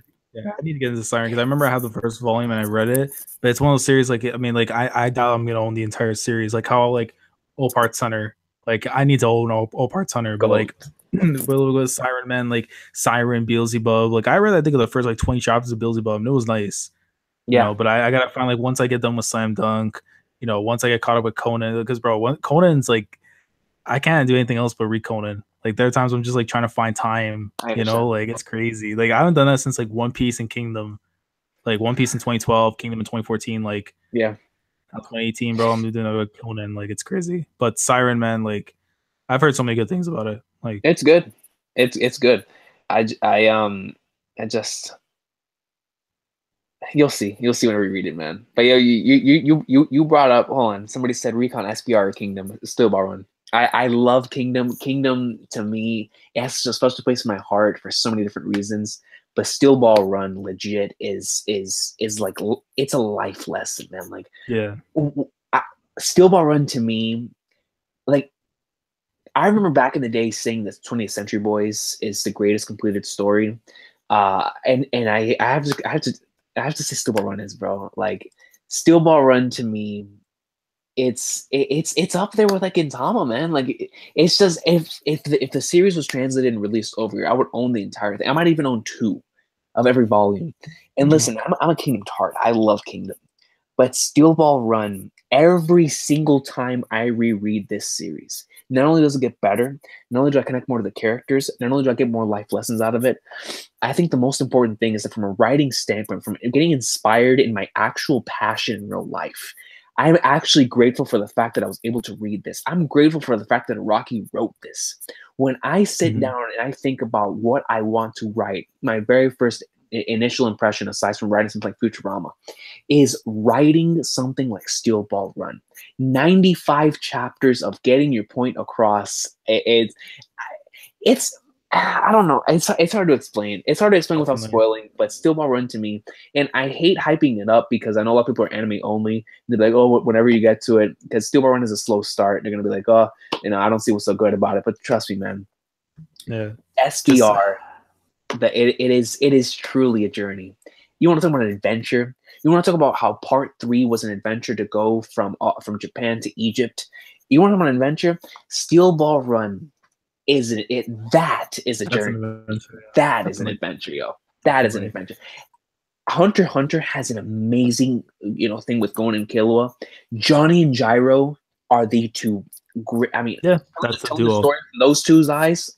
Yeah, I wouldn't have it any other way. Exactly. Like, bro, like they like, I love Johnny and Gyro, but when Gyro, like, you remember Ringo Road Again, like the lead up to like them, and they had that thing with hot pants, bro. Eat shit, like that meme is godly, bro. But it's even like little things like that, like the mini arc of Ringo Road Again, like things like that, man, makes you appreciate, like this is a man's world, and just like like that's a top tier fight, and that's only like a mini arc in Steel Ball Run. Every single time I reread SBR, I need to make like favorite mini arcs in SBR because it always changes. The last time I reread it, I really loved the story with the girl in the tree. You know what I'm talking about? The girl who's stuck to the tree. I'm trying to remember the name of the story arc, but it's whenever they arrive and they're not able to get out until they help her. Yeah. With like the rewards or something like that. Like, they do something to get stuff out of it. Like, yes. That one really got to me in my latest one. I don't know why, but it really did in my latest reread. And I think Steel Ball Run has another one of those portions where I was talking about earlier with Urasawa that like only he does it just so well. I love moments in manga whenever you truly have no idea what is going on, but in a good way. And Steel Ball Run, there's a certain part in the 70s of that manga, in the chapter 70s, where you are literally questioning what it is that you're watching or what it is that you're reading. In like the whole D4C stuff. Oh, the first time I read through that, I was going through the pages and I was just like, yo, what do we have going on here, bro? And then I truly realized how good Araki is as suspense. In the in the whole stuff, you know what? Let me shut up before just in case nobody's read it in the comments. All I'm gonna say is the stuff with Scarlet Valentine and Lucy is some of the most suspenseful stuff we've ever read. Suspenseful as flip. The ending of JoJo Part 7 is beautiful. Absolutely, it's one of my favorite things ever. Hey man, anything with Mountain Tim in it, bro? Like Mountain Tim is just that dude. Mountain Tim. Yo, Mountain Tim would have been an Intercontinental Champion in the F, yo. He would have actually. He would have, bro. He would have there with Kerry Von Erich and shit. Like, man. Yo, somebody just Mind Shack just brought up Diego Brando, bro. Diego Brando's my favorite character, yo. Like, definitely. Like, it was crazy when I started doing YouTube. It's Gintoki. Yeah. And Diego's so cold. Because I remember when I started doing like the YouTube stuff with like my guys in our David, I remember the first image I had as like my AVI was of Diego in the dinosaur form, bro. Yeah. The first time we were inside this like the little town and stuff, the house, bro. That's the exact same one. I'm like, bro, his arc, man, with Funny Valentine, like that's all I gotta say, bro. Oh, yeah. On the train. Yeah. Dude, I'm telling you, Steel Ball Run is godly, man. Like Steel Ball Run is it's like a WrestleMania card. Quinton just wrote it. Let me read this quick. A World of Stars and Stripes. Bro, A World of Stars and Stripes for years, bro. This is a shoot. The last time I made a video, I don't know if it's on this channel, but it was probably in the old channel. I made a video, the only video I've ever made on this channel, because I'm a top 10 favorite arcs. In my top 10 favorite arcs, my number 1 is Shogun Assassination. My number 2 was A World of Stars and Stripes. A World of Stars. Listen, bro. Listen to me. I gotta stand up for this. You gotta stand up. A World of Stars and Stripes. Nice. And Ball Breaker is that's number 2. I love so many arcs in manga, but that right there, bro. Yo, like high voltage too. Like there's so many. High voltage, D4C, love train. Yeah. He's gone. Hey man, I'm telling you, Steel Ball Run's gold. That's all you need to know. If you have not watched JoJo, and you're listening to the stream, we're taking advice from two people who love and breathe JoJo. Do it. Just do it. Do it. Just do it, yo. Just do it. Shout out to Shia LaBeouf. Let me see. Silva says Ball Breaker, my fave. Oh yeah. I know Silva says. I remember when Silva first read that. Because I was low key. Well, not even low key, high key. I was love reacting every single post he made about freaking a Steel Ball Run. But let me see. Recon, did you ever play Naruto: The Broken Bond? I did. That was a great Xbox 360. I don't ever play that one. Yeah, no. Oh, 360. That's why. Yeah, we're not Microsoft gang. Yo, Derek Davis just brought. Listen, okay, I'm jealous. I'm jealous, Derek, because now that's three people. That is my favorite chapter in Bleach, right? I have the color page on my wall. I have the color page on my wall. That is my second wallpaper after the Luffy Gear second thing. Listen. I do not own that. I own so many Weekly Shonen Jump covers. I own the Spada meeting. I own Ichigo versus Grimmjow. But my favorite chapter, I don't own it. We talk about this one right here, bro. This man Laz brought up to me. We were just in a random call one night, and he was like, "Yeah, I have this edition of Shonen Jump." He opens it up, and it's Ichigo versus Byakuya in color. And I'm like, "You have this? I've been searching for that for years." Like, let me find it, bro. But yo, I just see some third person that has it, yo. I need that in my life. Bro, let me find the thing. But yo, I legit found some Gintama in here. I'm just like, yo, look at it, bro. Look at it, bro. This is my favorite chapter in Bleach. Yo. Look at this. Let me find the moment. Because this is like, hold up, bro. There's just so much. Yeah, there it is, bro. Hold up. But I'll show the after with him like in the actual form, bro. Like, yo, it's that Bleach greatness, man.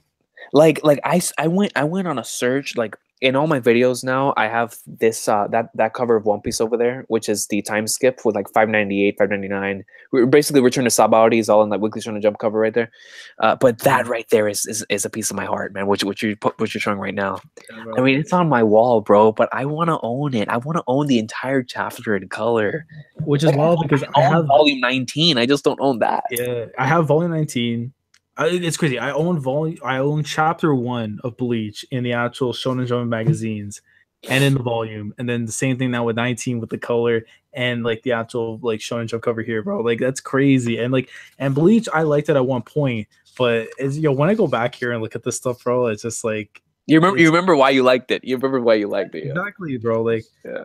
Just like seeing like Byakuya as like this antagonist, and eventually seeing his intentions like change as things progress when Aizen comes into the fray and stuff, man. Like, bro, look at my favorite, bro, my favorite wallpaper, bro. When it comes to this, I have this saved actually online too, bro. Every single time I see that color page right there, it's opening 4. Like the end of opening 4. That tonight love is ration, tonight across the nation, the rose reflects worldwide. Yeah, it's just another day. That one, the end of that one, it ends with that color page, and that's what I always remember with every single time. Hey, listen, Ichigo's a good man, Orihime, she stays. He pipes. He pipes, yo. He's doing what Finn Balor's doing to Sasha right now. That's a shoot. that is a shoot. We're talking about shoots right now. That's a shoot. Bro, let me find bro, Shaman King, yo, Hakusho. Oh, do I have the moment? Wait, Jing? Hakusho? No, yeah. Yo, you remember? Whatever. You guys who watch Hakusho, you remember this moment? Oh, of course, bro, of course. Look at the scribbles, bro. Togashi was on his deathbed, yo. That's Togashi, bro. He was playing Dragon Quest 1 when this is going down. Yo, Beppo. Hey, my boy Beppo stopped by, man. How's it going, Beppo, bro? All right, man, Beppo. I'll catch you later, my man. Hey, yo, thanks for coming through. Yeah, everybody's talking about the greatest Steel Ball. Yeah, that's insane. Let me see. I hope we get part 5 this year because I don't know if you heard, but like, they got those not announcement, but there's a thing where Shonen Jump or Shueisha, they pretty much license like the tags or like like think of like what WWE's doing, trademarks and stuff. Yeah, it's like that, and they have like a trademark, so like the peace symbol that's in 5, and then like the actual thing for Golden Requiem or Vento Aureo. Mm-hmm. And I'm thinking like, yo, like you maybe get some news possibly because you remember part 4 when they announced it, it was out of the blue. There was no museum, there was no one event. It Nothing. Just out of the blue. Again, bro, if could you imagine like in the next month we get an announcement that next month we're gonna get part 5 in spring, a spring season that's already have Attack on Titan, Golden Kamui, Legend of the Galactic Heroes, My Hero Season 3. My Hero Season 3, and a Shita no Joe spinoff, which I know you're gonna be hyped for as well. Oh yeah, Fooly Cooly Season 2. Fooly Cooly 2 as well. Like I'm rewatching Fooly Cooly soon, just so I can get ready for the preparations. Like there's just so much great. This is just spring. It's just spring, bro. Well, bro, like, I'm still gonna be playing fighters.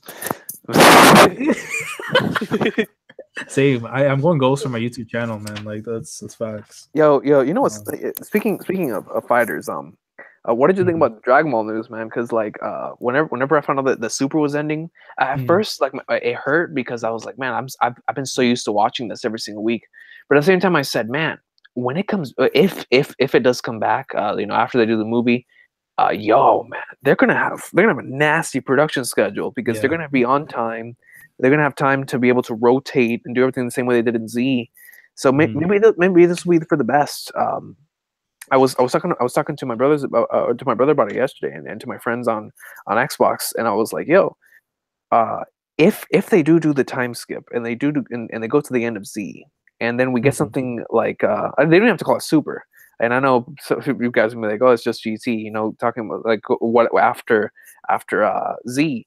But what if they actually do it? Like, what if we actually get another story that takes place after Z? I think it'd be interesting because we know what's going to happen because Super takes place in the middle of like in the middle of the 10-year time skip until the end of Z. So if we get stuff after Z, that's whenever stuff's the stakes start getting raised. Yeah, like Goku coming back with Oob and stuff afterwards, and like because the thing is like after like we know at the end of Z, Goku's that dude. So now we'll know exactly like how he has the Super Saiyan Blue Ultra and like that's the thing that scares me inside, bro. Because like Toriyama, if he had that in his mind state since back then. The Goku was that dude since the 90s, bro. Since the 90s, bro. But speaking of the 90s, bro, I just found this double spread. Bro, there's too much clout, man. This bro. If I had that one image where the one where showing his face and he's like, this is only me going 80%. Oh, I love that panel. That's one of Togashi's best panels ever. Bro, 100%. Look at this thing, bro. This is Brock Lesnar on like steroids, man. That's Here Comes the Pain, Lesnar. Here Comes the Pain, Lesnar. Yeah. Oh, Hikaru no Go, bro. I've wanted to check out Hikaru no Go for so long, man. Because I remember like when I bought the magazines, like they had like the chapters coming out.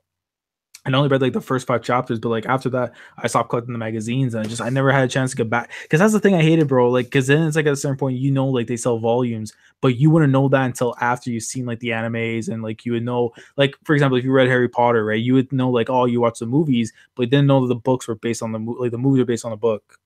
Yeah, and it's like one of those things where I didn't know like the anime was based on this manga. So things. So when I had to learn that, man, like as a kid, it's just like, yo, like Dragon Ball had like an actual manga. Same. Like One Piece had a manga. Like, bro, like, like it's just always a Whistle, man, and just like, like Whistle's godly, bro. Okay, there's no other soccer manga besides Whistle, bro. I don't care, bro. Whistle was godly. Bro, I remember seeing that in the library every once in a while. That's Hey man, I ditched class every time I could as a kid, just go and read Whistle. I didn't care, man, and you know what? It was worth it because math class sucked. Like, somebody asked a question. I can't find it now.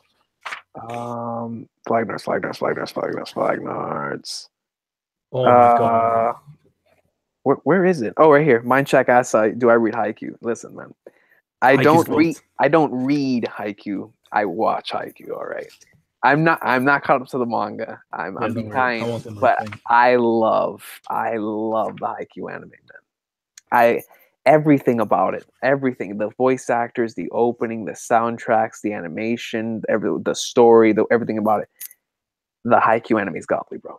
Yeah. And I'm waiting for season 4. Yeah, I'll wait here for season 4. I applaud you, man. But when you take drugs and then eventually that Haikyuu is a drug itself, man, you just have to do it. And the manga, let me tell you this right now, man. When season 4 does happen, and it depends because of the content, because it's been a while since they've done season 3 with 10 episodes. Yeah. And I don't know if I can see 24. I can see 12, but maybe 24. I don't know. It depends. But when they actually cover this current arc right now in the manga, like Recon, whatever you felt with the Shiro Torizawa match is nothing compared to this. And this is me weekly. Talk to Matt B. He'll confirm this. Anyone who reads the Haikyuu manga, this current match right now that I'm experiencing right now, I can say is on level, if not slightly better than the Shiro Torizawa match. Wow.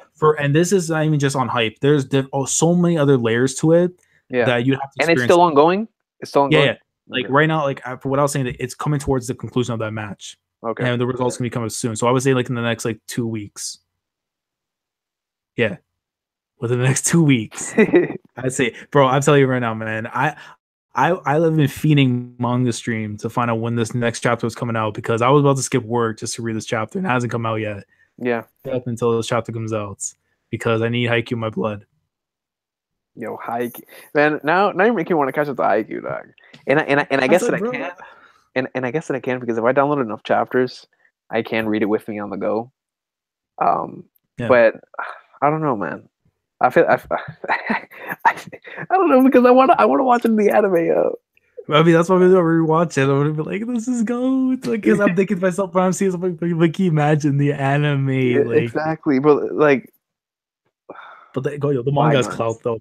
Yeah, I know the manga's clout. Let me see. Hey man, but speaking of manga, bro, real quick, I found the boy. Yo, let's go. Lesson 6 greatness, man. Greatness. Look at the Shinoyasha, bro. I know, dude. This is right after he meets Katsura, bro, in the goddamn place with the Shinsengumi, bro. Yeah. Oh my god. Greatness. Yo, somebody, Mahir Chitness asked, when are you planning to do the next My Hero Academia read through? Both My Hero Academia and Promised Neverland. I'm not sure when's gonna be the next one for either. I think the next one I want to do is My Hero. I've been itching to read My Hero, but I'm also itching to read Promised Neverland. So whichever one ends up coming out is gonna end up coming out. I can't promise one or the other, but I do want to do one of them soon. Whenever I get like an hour and a half, 2 hours to myself, I'll probably end up doing that. Because if it starts getting really, really good again, like Promised Neverland did last time I read it, I'm not gonna want to stop. I'm not gonna want to stop, man. So I need time, man.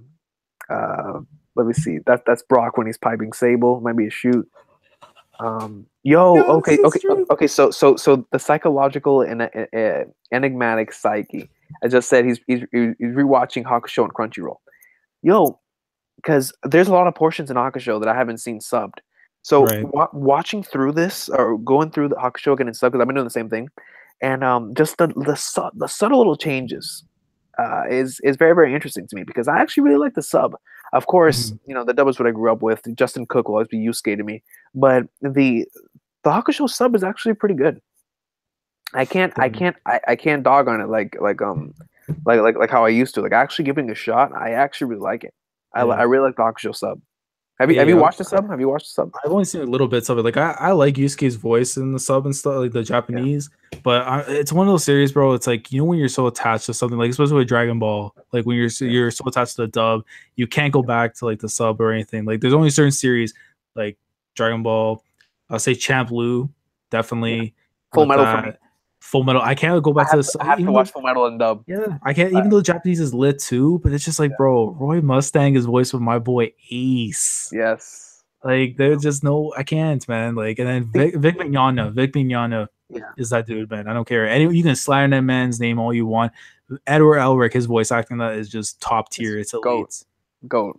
I'll give, bro. My favorite line from him, bro, is like, "I'll give you half of mine if you're willing to give me half of yours." Like, goat. Vic Mignogna, man. Hey, Yo. I was gonna say real quick though. Yeah, big Yeah. news. Morgan's just dropped in the chat. Oh, Yonko? Yeah. Yo, Yonko, my boy, what's popping, man? Oh, What's popping? Silva. Wait, can I ban Silva? Wait, what do you say? Can What do I you say? can I truly ban him? This man put Full Metal Dub and then he put like the sick face. I gotta ban him, man. I'm sorry. Hey, Timeout. Here you go. Like, yeah, that's a wrap. He wrote, it's a joke. It's a wrap. That's what's happening. Like, this guy got DDoS from like another country. Watch out. But hey man, you got 46 watching. Anyway, 33 watching. Hey, shout out. Yeah, see, Sir Bacon, it's the same thing with me.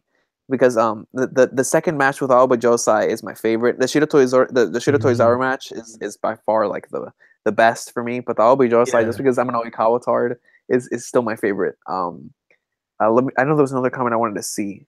Were you talking about the first match or the second match? Because the first match is second match out there. But that first match. The second match, bro, when I first saw that episode and I saw Oikawa legit like pull a Dennis Rodman and almost at the stands while still keeping his composure, he puts his hand down, almost reaches down to the floor, and he still gets the ball in bounds. I was like, yeah, Oikawa, bro. Hold on. Where's I saw a comment. Oh, here it is. Hey, shout out to Yonko in the chat, man. Mr. X Reacts said best anime opening ever. Now listen, man.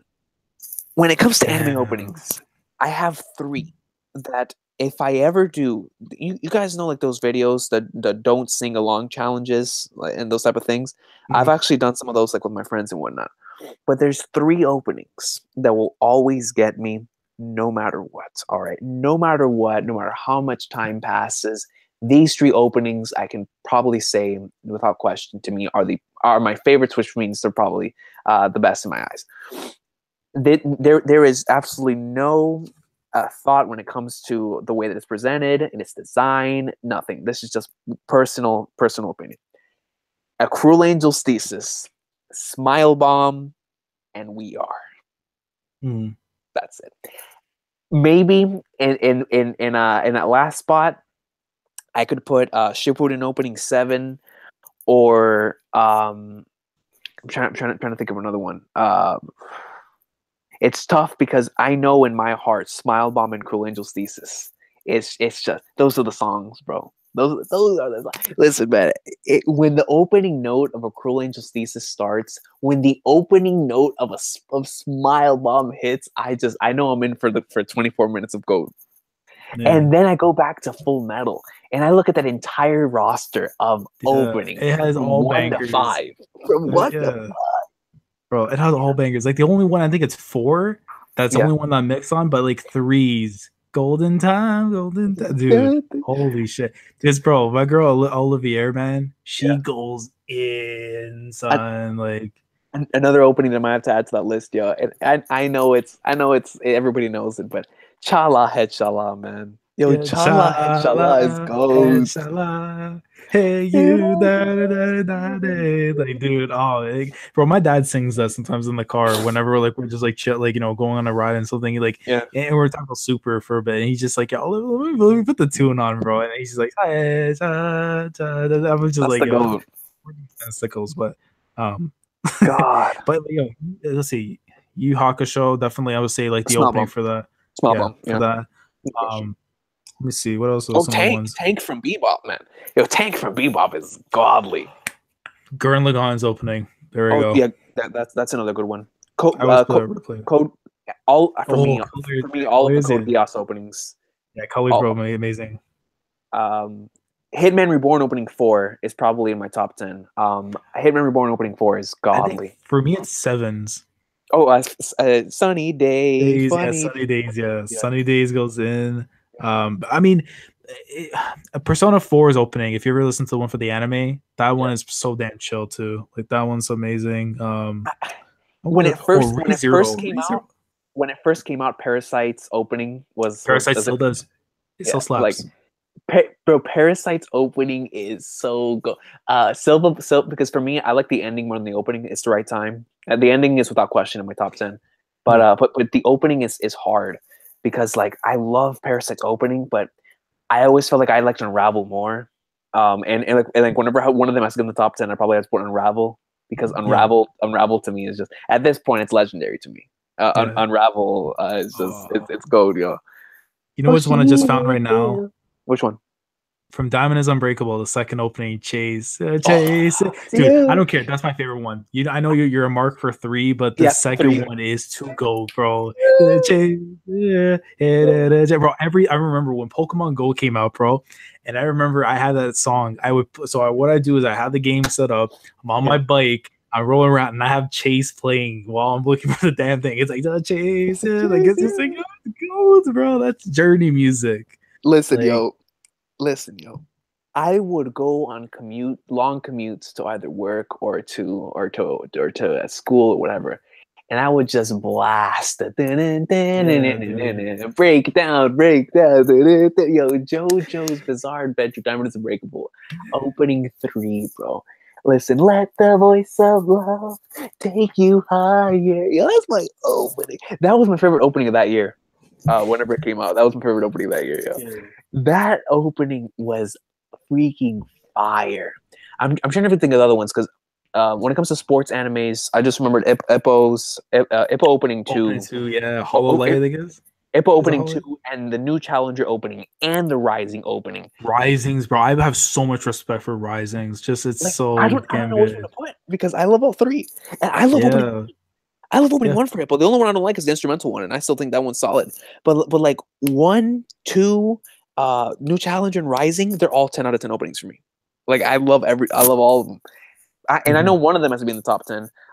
It's just, I don't know. I actually think it might be top 5, because Hippo openings are godly, man. Unravel, bro, Tokyo Ghoul. Like that's a classic now. Yeah. Unravel's up there for me too. Yeah. Unravel's great. I'm trying to remember, even though I never watched Psycho Pass as much, but the second opening, because it's a Link to Saisagiri, which is my favorite Japanese band. If you ever listen to that one, bro, like it's so godly. I think I did, because I remember somebody, I think it was one of my cousins, watched Psycho Pass, and I remember listening and singing the opening before. Hold on, bro. I'm gonna have to rethink my whole top 5. Because I don't know why, when you brought up Psycho Pass, I remember the series, bro. Listen, man. Laz, have you ever watched or heard of the opening for Serial Experiments Lain? I've heard the series. I never got into it. Bro, that opening, and you don't seem to understand. Yeah, listen, man. Yo, Lane's opening, Ergo Proxy's opening, like those openings to me, just those have to be up there for me. I just remember Fujiko Mine's opening as well. From Lupin the Third, Fujiko Mine, that just from an artistic standpoint, and the way that it's presented, that has to be up there. It's tough because I base my whether I watch an anime or not on an opening. So there's a lot of like great openings, and it's hard to say like what's the best to me. But in my heart, if I have to, out of everything I just said, and nail it down to 2, and there's a lot that I've forgotten because I've watched so many series. And I can think about Blood Plus's openings, Gintama's openings, Bleach's openings, all the things on Adult Swim, all these openings. But if I have to bring it on to just 2, because I can't put Smile Bomb over Cruel Angel's Thesis, and I can't put Cruel Angel's Thesis over Smile Bomb. They're just that's top 2. Yeah, exactly. That's the top 2. What always comes to mind? It's super trollish too. It's Kenshin's opening 1. With the English dub. Because, bro, I remember when I got into Kenshin, and so was the manga. My brother, like, he got into Kenshin before, and he would tell me, listen, you're going to look at this anime opening, and you're going to be trolled, because you think it's, like, bloody, like, like, crazy samurai stuff, and it's like the most happy-go-lucky song. And I'm like, yo, this is going to be a troll series. This is going to be another Gintama. And, bro, Kenshin's greatness, man. I'm so glad I read this series before it was tainted. Before it was tainted, that's right. Bro, like, I would still go back and reread it. Man. Yo, you know what openings go, Laz? I don't care what nobody says about the anime, yo. Guts. Yeah, I was gonna see that was doing Guts. Whoa, Coogie Punchy. Whoa. Well, get it. Hold up, bro. You talk about Toriko. Give me a sec. Yo. Greatness, man. Yo, it's tough, yo. Bruh, yo, bro. Listen, man. This is how you know this is like the sacred, like, you know when you have like the sacred treasure and stuff, man. with the jacket on, bro. The final volume of the GOAT. Bro, like, oh my god. With the final page, I was never seeing the original Jump. Like, gosh. GOAT greatness, man. Bro.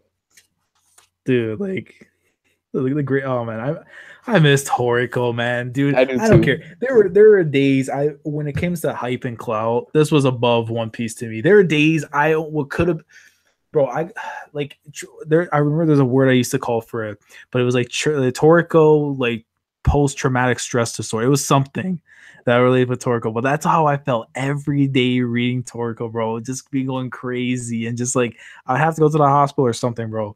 There's no way I can like read the series and be like, yo, how do I go and read the next manga? Or like, well, how, do I go to work? Do I go and make a living? Like, do work? Like, do I do that? So screw that, bro. Like, I remember before when I used to like watch King of Lightning's reactions for Toriko, because I remember when Toriko used to come out, I think like late in the afternoon at my work, and literally I would read the chapter, you know, I'd be hyping up, but I would literally be eating Subway, bro, and have this man's reaction while I'm reading the chapter, and it's just like, yo, it was like GOAT combo memories, like, man.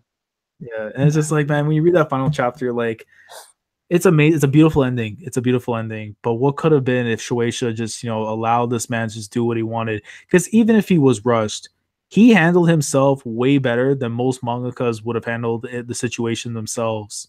Yeah. And that takes a ton of talent to pull off what he did. It does. You know? Absolutely. Like, even if it felt rushed, he just, like, dude, I don't care about X dimensional laser, you know, Akasia. The third Batman, you know, he's Nielsen ratings. Nielsen ratings. That's like, come on, like goddamn. You know, so a lot of people were throwing out favorite openings in the comments. They're talking about new challengers opening. Somebody brought up Blue Exorcist's openings. I actually really liked Blue Exorcist's openings. The first two, I haven't watched the new series, but the one by Uberworld, I think that was the second one. I really liked that one. Somebody Sir Bacon just brought up the Parasite OST Next to You. I'm trying to remember what the name of it is, but I remember I downloaded the whole Parasite album, and they have one that's like a club song that was never played in the anime. A club song. It's legit, like you're in the club and shit, but it's never been released in the anime ever. It's crazy. Let me see if I find it on my iTunes. But it's wild. I'm like, yo, like this is like a godly OST, but I've never heard it once. Wait, send it to me. I'll Let me see. Let me see if I find the iTunes real quick. Parasites. So I have a Parasite Kikasetsu. I don't even know, man. Let's see. Yeah, there it is. Hold on, bro. Because I know it's one of the longest songs. Yeah, it's a 12-minute song. No. It's the 15-minute. Let me see. It's either called Complex or it's Roman Seek. Yo, I forgot about Durarara's opening. Oh, yeah, Durarara. Bro, yo, listen, man. Terrell's been telling me for a year, like for at least a good year now, like you need to finish Durarara because I have the last season to finish. And the thing is with Durarara, I need to watch in the dub because the dub is a different experience, bro. That's something you have to watch the dub. But yo, like, oh my god, dude, like that series is just godly, bro. It is. Freaking I'm trying to remember some of the names now, man. But like the blonde hair guy, remember the one who kicked the car down the street? Oh, he had Kakashi's voice actor. My god, S starts with an S. It starts with an S. It starts with an S. Shuzo Heiwajima. Is it? Probably. Hey, wait, let me type it in, bro. That's the thing.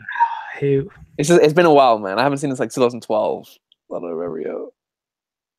Shizuo, bro. This man chased down a freaking truck, kicking a car down the street like he was just playing soccer, bro. Like he was getting ready for the World Cup for Japan.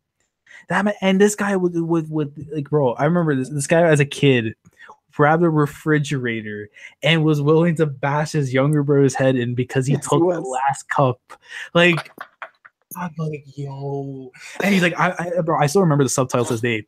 I don't know why I was mad, but I just felt like picking up the refrigerator and just smashing his head in.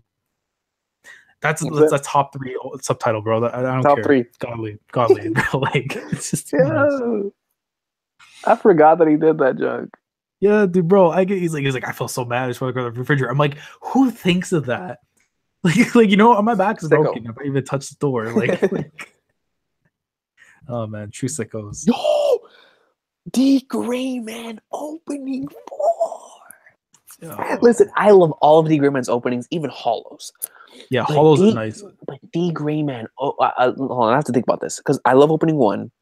Opening 3 is the one that starts off with the Crown Clown, right? In the beginning of the one that goes. Yeah. I think that's 3. I love 3, but 4 with the. And then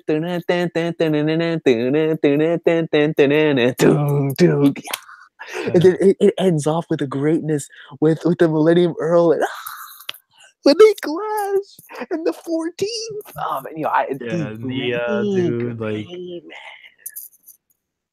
son. Oh, Crown Clown, man. Yo, the D Gray Man. I miss the manga too, bro. Like I hate the mangas like now tri-monthly. Yeah. It bugs me every day, man. Oh my god, I'm remembering all these openings and endings. Nana for me has it has like my second favorite ending in all of anime, but Nana's openings are really good too.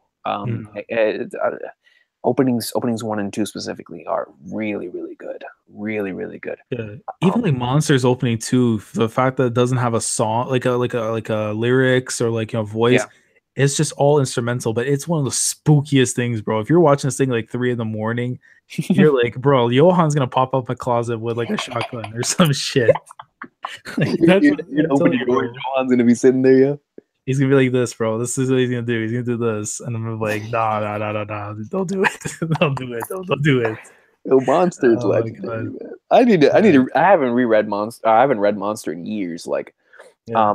I've reread portions of 20th Century Boys. I've reread portions of Billy Bat. I have not reread a portion of Monster in years, man. And Monster was the first one that I read of all of them. So like, because I went in this order. I went Monster, 20th Century Boys, Billy Bat, and I still have yet to read Pluto. So like I read it in that order, and Century Boys took over my life for like for a while, and I kept rereading it. But I need to reread Monster, man. Like I miss it because the Monster experience was crazy. Yeah, I mean for me, bro, we like when because I forgot because like I know that here in Canada we have like Chapters Indigo, which is like compared to your Book of Millions, and they had a sale, bro, on all the Monster volumes, like the 2-in-1s and those beautiful sets that they have it in. Yeah, and I'm like, yo, man, if I had won the lottery, bro, you understand how much manga I'm getting like a whole room of like this. You see his shelves, man. Yeah, and just like all like Urasawa, like Araki stuff in here, man. Like just series I just need to like just finish in general. If I had the cash to just waste, I would buy the Japanese official complete set of Stone Ocean and Still Ball Run. Yeah, I really would. And same. I would buy all of Urasawa's works. Like I would buy all of Century Boy. I need to own all of Century Boys, and it's a series I love with all my heart. But I need to own that. I want to own all of Monster because you're right. Those sets look gorgeous. I've seen them. The sets for Monster, they look man. I own the first volume for that, and it's like I got on a sale for like $10, but like those things are almost like $18, and it's just like you think of it, bro. It's like it's almost like money for like for to pay your gas and stuff, man, for your car or something, bro. I'm thinking like but Urasawa deserves that money too, bro. My car doesn't. It's like realistically, like I can walk, like I walk and read a volume, like. Yo, somebody just brought up another one of my favorites that has an amazing opening. Great Teacher Onizuka, yo. GTO. For me, it's crazy because GTO is another thing with Nana, where I prefer the first ending over the opening. The first opening is amazing. Like what was the name of it? It was Riders High. Riders High. That one of the coolest Riders High. Like I love GTO's first opening, but that first ending, when I listen to it, it gives me the same vibes that Yu Yu Hakusho ending 2 gives me. It's just the nostalgia, straight up 90s vibe, yo. And I think that's why I guess it's a combination of nostalgia with like how much I love those series. That's why Ava's and Hakusho's first openings, or their openings just in general, get to me so much because it just is my childhood right there. Like something with Chala Hechala, and but that first ending for Onizuka is so nostalgic. That's the dun, dun, dun, dun. And legit all it is just Onizuka in the corner smoking a cigarette on top of a school on top of a building of a school building, And then in the corner is the credits, and that's it. And he gets up, finishes his cigarette, puts on the floor, steps on, and walks off. That's the ending. But it's the music. It's what it is. It's so it's fire. It's yo, you know what's another one I was thinking of too, bro? Samurai Champloo's. Oh, Champloo's opening is gold. I prefer. That's another series though that I prefer its ending over its opening. Well, it's tough to say because I love that ending too, for how peaceful and like, and then it just has that beat that just goes da, da, da, da. But I'm not gonna lie, man. After watching like Matt's stream with Dustin, it's just like I'm looking at my damn shelf. It's right there, bro, and has the set for the Blu-ray, and I'm like, yo, do I just pop this into my PS4 and just say, yo, just turn off the world and everything? Just like, Champloo, bro, it's one of the most like amazing episodic journeys. And like, despite my feelings on how its ending is, because like how I would have wanted things to go instead of how it ended, but still phenomenal, man. Like the stuff with Kaya, bro. Like, see, like, I think because when it comes to Watanabe series, I have so many Watanabe series that have the potential to be one of my favorites. Bebop is my favorite because it's GOAT all the way through. Right. To me, because episode 26 was my favorite anime episode for years until Gintama came in my life. Yeah. But like Bebop, that's the thing with it, is that it had that amazing conclusion. Champloo and Michiko and Hatchin. This is the problem with those series. Champloo to me actually wrapped up better than Michiko and Hatchin. Michiko to Hatchin could have been one of my top 5 favorite anime of all time because I love the journey of that series. Yeah. The thing is when it was wrapping up, when I got to the last episode, I said, I do not feel satisfied, man. Yeah. It's one of those instances to where you say, you know, certain X, like whenever I talk about Bleach, where I'm like, yo, episodes 1 to 167 or 10 out of 10, but then after that, it goes on the scale. It's the same thing with Michiko to Hatchin. Like I'll look at it, I'll be like, man, episodes 1 to like 18 or 19 is straight up godly. You get to like the final stretch of episodes, and you're like, what happened here? Like, was there a plan from the beginning, or like that's my problem with some Watanabe series, and I still respect him as the GOAT. Or one of the GOATs, just due to the simple fact that he understands that music is as important to the show as the characters, as the story, as the animation. Because the music in every Watanabe series is godly.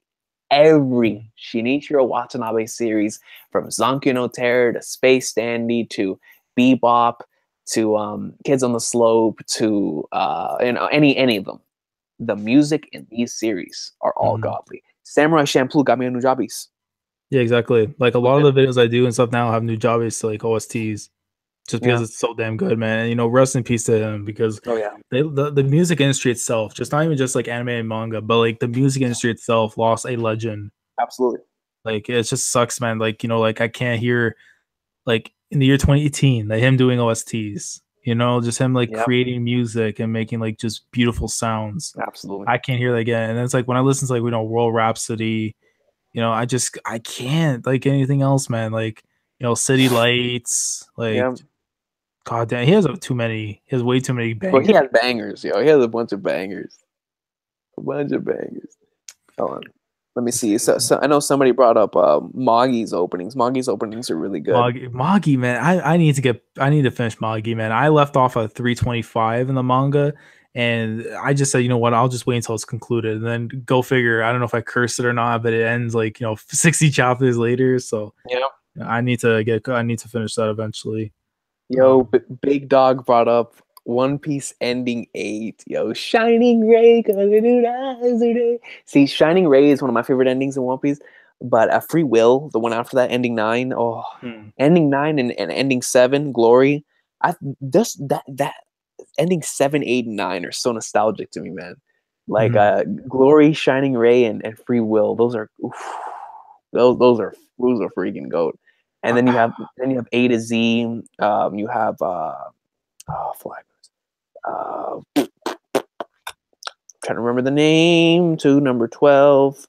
I can't believe I'm drawing a brain fart here. Remember this because it's 2 a.m, but just that stretch of One Piece endings was that stretch was godly throughout the Alabasta Sky PR again. Ooh, you had some gold endings going back to back to back. I remember like the openings too, man. Like, you know, like I'm trying to remember what was the one, the opening 3, the one that starts off in the English dub. It's like the world. What a wonderful place. That's Ikarie. Yeah. Like, dude, I love that one because I remember because I remember in 2012, like I was like going back and forth with the anime and manga because like I love the reading portions of the manga, but the anime just gave some kind of different feel to it, especially like early One Piece, bro. Yeah. Where it's just like you have like the adventure aspect, you feel it. You know when you're in the manga, you read it, but you feel like you feel it. Zoro's right next to you, bro. He's flexing the clout. Like, that's come on. I couldn't have said any better myself. That's why I love the One Piece anime so much, especially like those early parts, because it's just there's nothing like it, man. Every time I go back and I rewatch early One Piece, like it is this medium to me.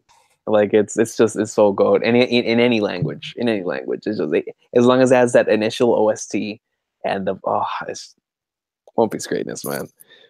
The whole package. I know somebody brought up yes, Silva facts. Every One Piece ending is godly for so many different reasons. I can say the same thing for the opening, Silva. I really can.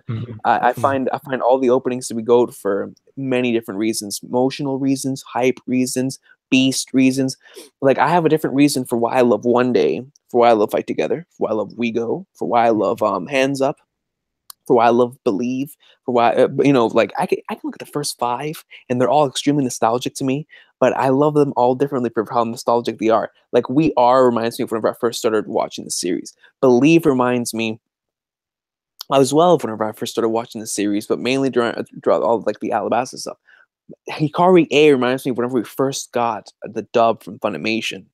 And like Bon Voyage reminds me of the initial adventure and binge that I went through whenever I first went through One Piece. It reminds me of Skypiea, and then we get to Kokoro no Chizu, and I'm like, yo, man, Water 7, Water 7, and just the emotions, Brand New World with the hype, Crazy Rainbow Star, Jungle P, and you're like. Jungle P, dude. Greatness. Oh, when we're going into Thriller Bark with that song, man, like,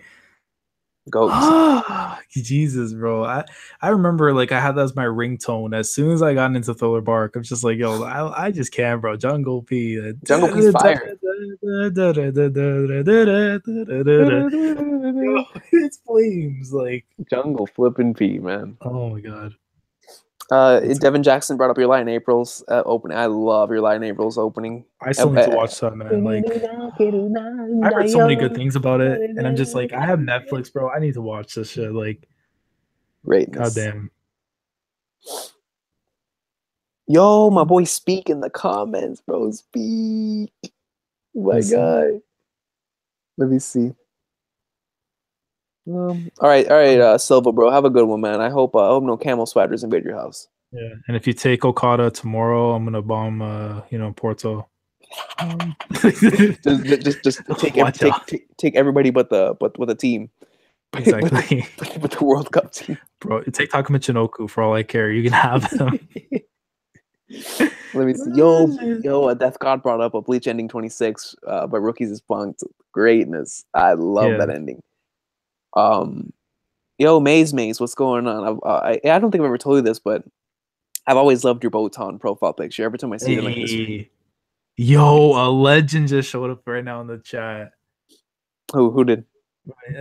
Top tier Canadian. You can guess. A top tier Canadian? Yeah, top tier Canadian. Oh. Yo, Zaki, what's good? My boy Zaki. Zaki, let me tell you this, man. He has a top 5 Twitter account. I'm not joking. His Twitter account, bro, is like some of the most godly stuff I've ever seen. Like, there are days where I'm just like, yo, like, what is going on? Like, yo, Zaki is mad clout, bro. And as a man with mad clout, he needs to see me in Street Fighter V, the arcade edition, yo. Cammy versus Vega rematch. Zaki, bro, if you're still listening, yo, Cammy versus Vega part around like 350, yo. Let's do this thing, bro. Yeah. Let's do this thing. Oh man, hold on. Yo, speak is talking. This man's promoting. Wait, what happened? Hey, I was saying Zaki's just promoting himself, but go ahead. I let you do it too, man. What was that called? My boy Speak was bringing up Shippuden's music and composers. Ending 28 for Shippuden is really good. I do agree. A lot of Shippuden endings and openings are really good. Opening 7 is one of my all-time favorites. Let me see.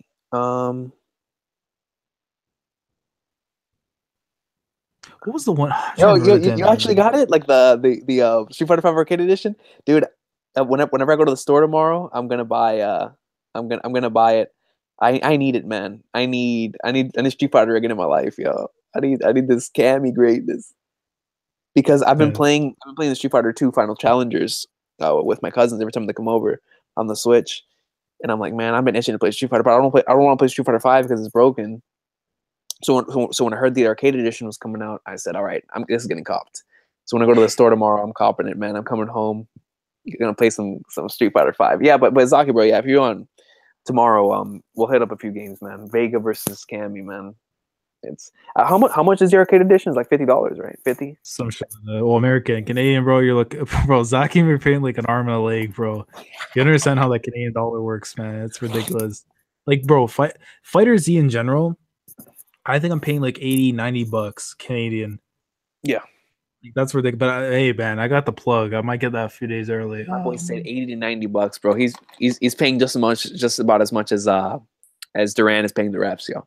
That's just true. That's true, man. That we saw that clearly happen this week when Golden State got by the Raptors, but that's besides the point. Hey, DeRozan is starting on the All-Star team. That's a shoot. Yeah, that's not a shoot. That's facts. Yeah, that's fact. That's well deserved. Well deserved. Yeah, man. Oh yeah, Steins Gate opening is pretty good. Steins Gate is pretty good too, man. The ending for that one, the ending theme is just so nice. I need to finish it because I know they have Zero that's coming out. The sequel, whatever it is. Mm-hmm. Yeah. I'm looking forward to that. Bro, can I read this message, bro? This guy says, and I quote, Laz get the game early. We were running up in his house tranquilo. This guy put a Naito, bro. I'm getting a sniper. Wait, he's talking about fighters? What is he, bro? Fighters? Listen, Saki, I got snipers outside my house, bro. You're gonna have to pull up. Bro, if Laz gets fighters early, I'm real deal gonna have to pull up to Canada, bro. I'm gonna pull up to Canada. I'm gonna have to snipe this man or something. So it's like, sir, what are you doing at the border? Yeah, so I got this Harrier strike in my pocket. And, I'm calling in an 11 kill streak. I'm on the AC-130, yo. UAV inbound. Yo. Hold on, bro. Yeah. Let me see. Bro. Hiyori Itai. Speaks has brought up a legendary ending, dude. Hiyori Itai.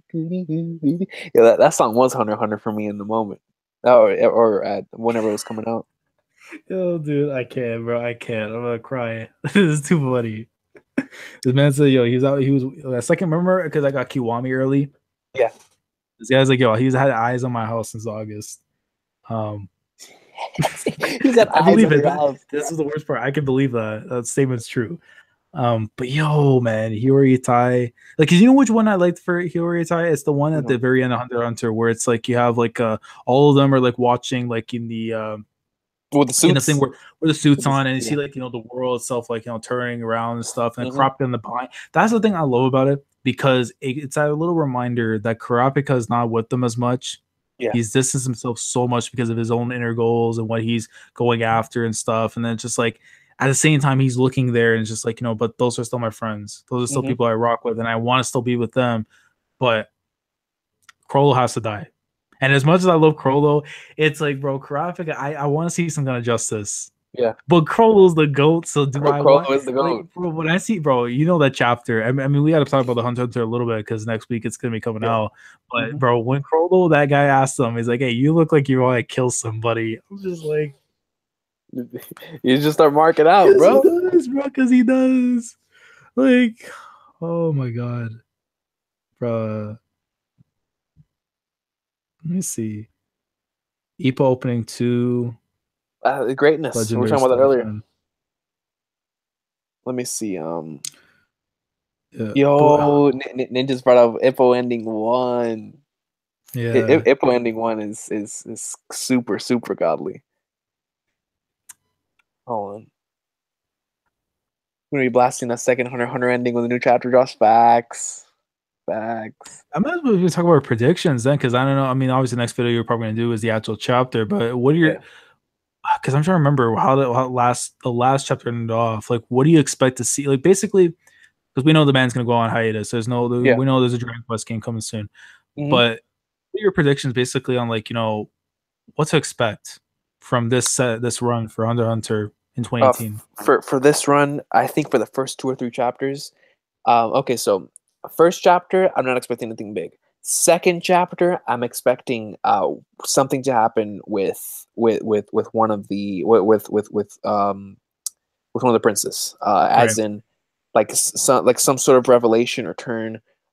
Third, fourth, and fifth chapter is going to continue off of that, but I think we're going to turn over to something else, because I think in this run he might show us a little bit of what's going down on the other parts of the ship, not just with Kurapika, at least for a little bit. Right. And I think that this time around he's ending on a cliffhanger.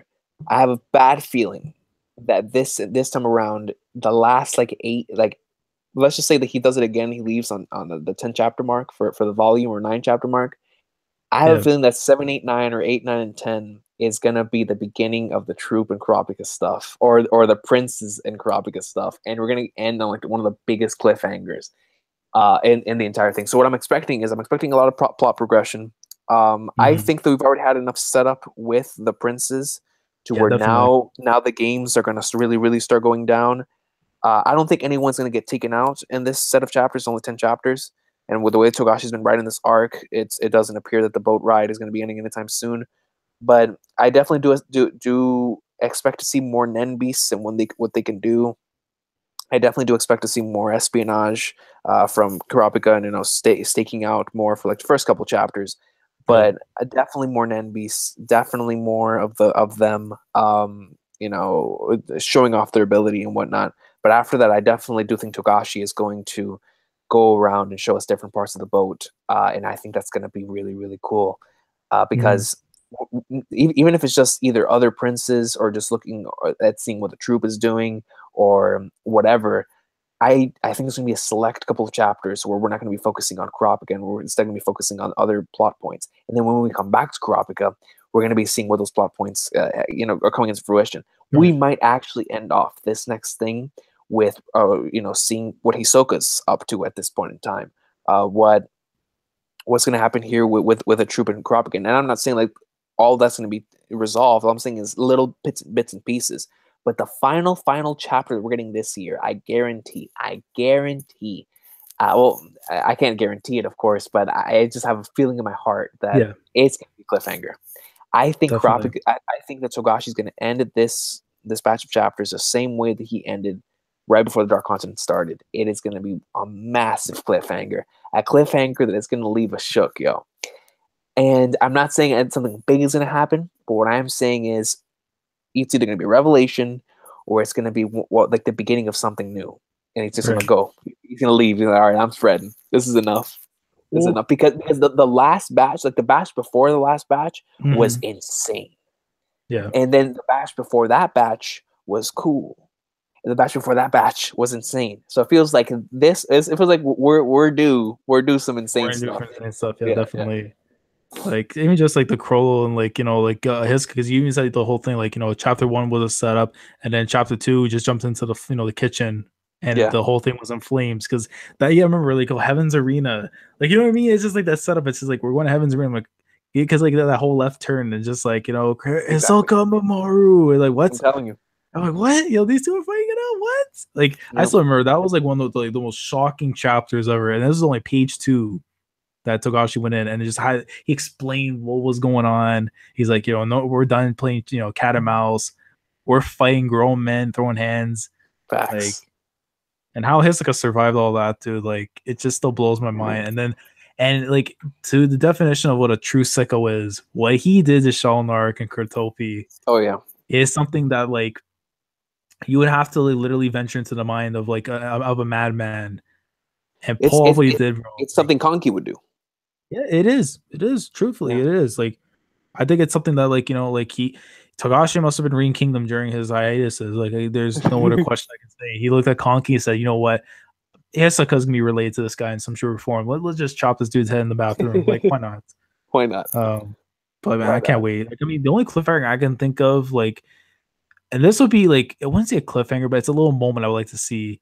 Is again because we know Chrollo's there, we know that Kurapika's there. Could you imagine, because they're trying to mask their identity so that the troop doesn't know what's going on, the princes don't know it's him, or same vice versa? Because I think with Chrollo, he shouldn't really like give off his vibe.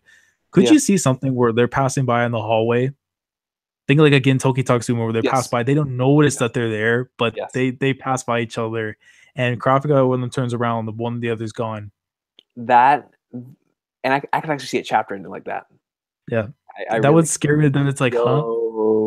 Yeah. He's just right. He's like, huh? Like I felt something. Yeah. Or like, if you imagine Kurapika does like a CP9. He's like, I've come for you, and then Chrollo turns around with like a weird look, and Kurapika's gone, and just plays mind games the whole way on the boat. I'd be like, yo, man, dude, I would mark out so hard for that. Yeah. Okay. Now, Laz, that was officially the shoot of the day. Kurapika and Chrollo going past each other like Gintoki and Takasugi. Like, that was like. But what's that called? Zaki asked if I watched Devilman yet. Yo, Zaki, bro. Phenomenal.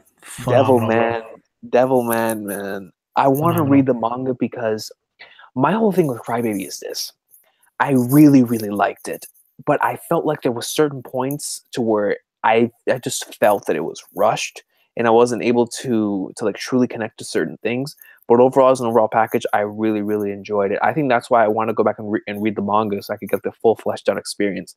But I feel like it's an introduction to Devilman and to like everything that the series should be. I think it did good for a person who's never seen anything about Devilman. For me, it got me invested, and I can't wait to check out more.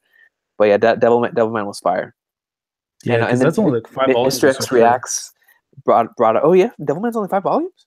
Yeah, 25 volumes, so in 10 episodes. I mean, if it's monthly, yeah. So 5 volumes in 10 episodes. I mean, pacing wise, that should be fine, I think. That's Yeah. I didn't even think about that. Dang.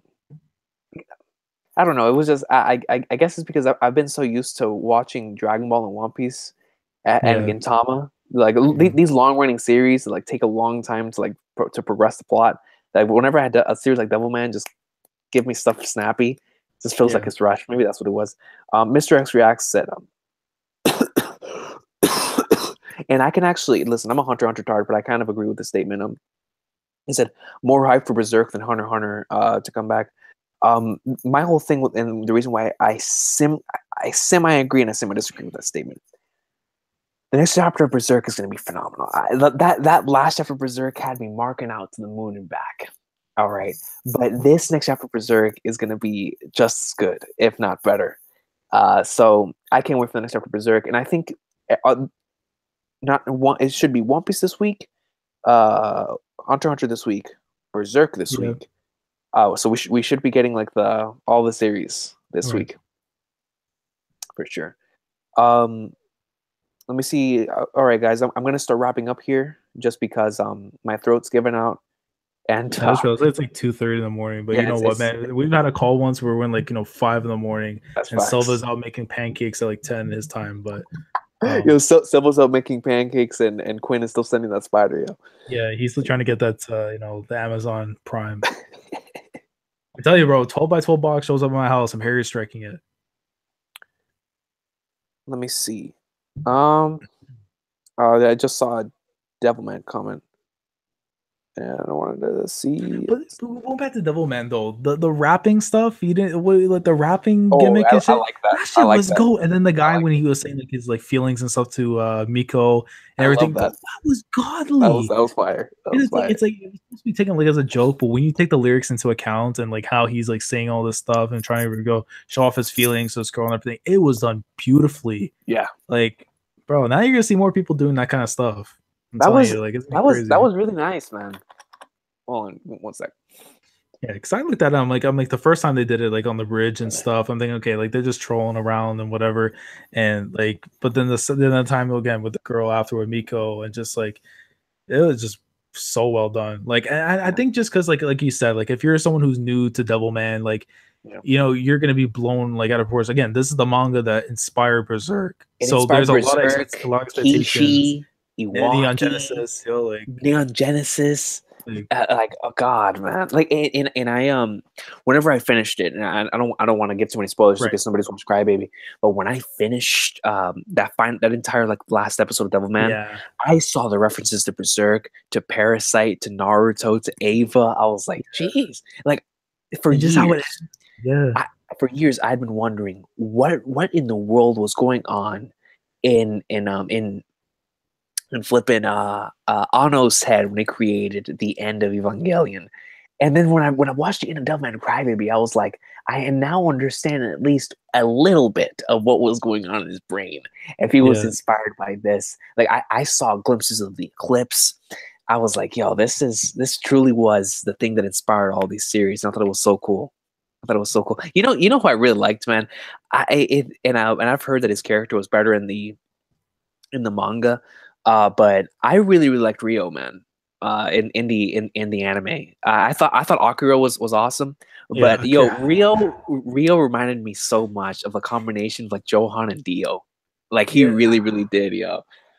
And then little bits of Griffith. I see little bits of Griffith in terms of like, you know, the trying to be nice and kind, and then we know there's like another layer to him that's just like, you know, more than that. But Akira, in terms of as a character, he's just a true joy, just because like the fact that he literally stayed to his ideals, so that like, because like you compare it to Guts, and we know what happened with him. He had a hard time trying to stay back with those beliefs and trying to like, you know, venture into something else, but then try to retain that. This man, Akira Fudo, went through all the suffering. Episode 9 is all we need to.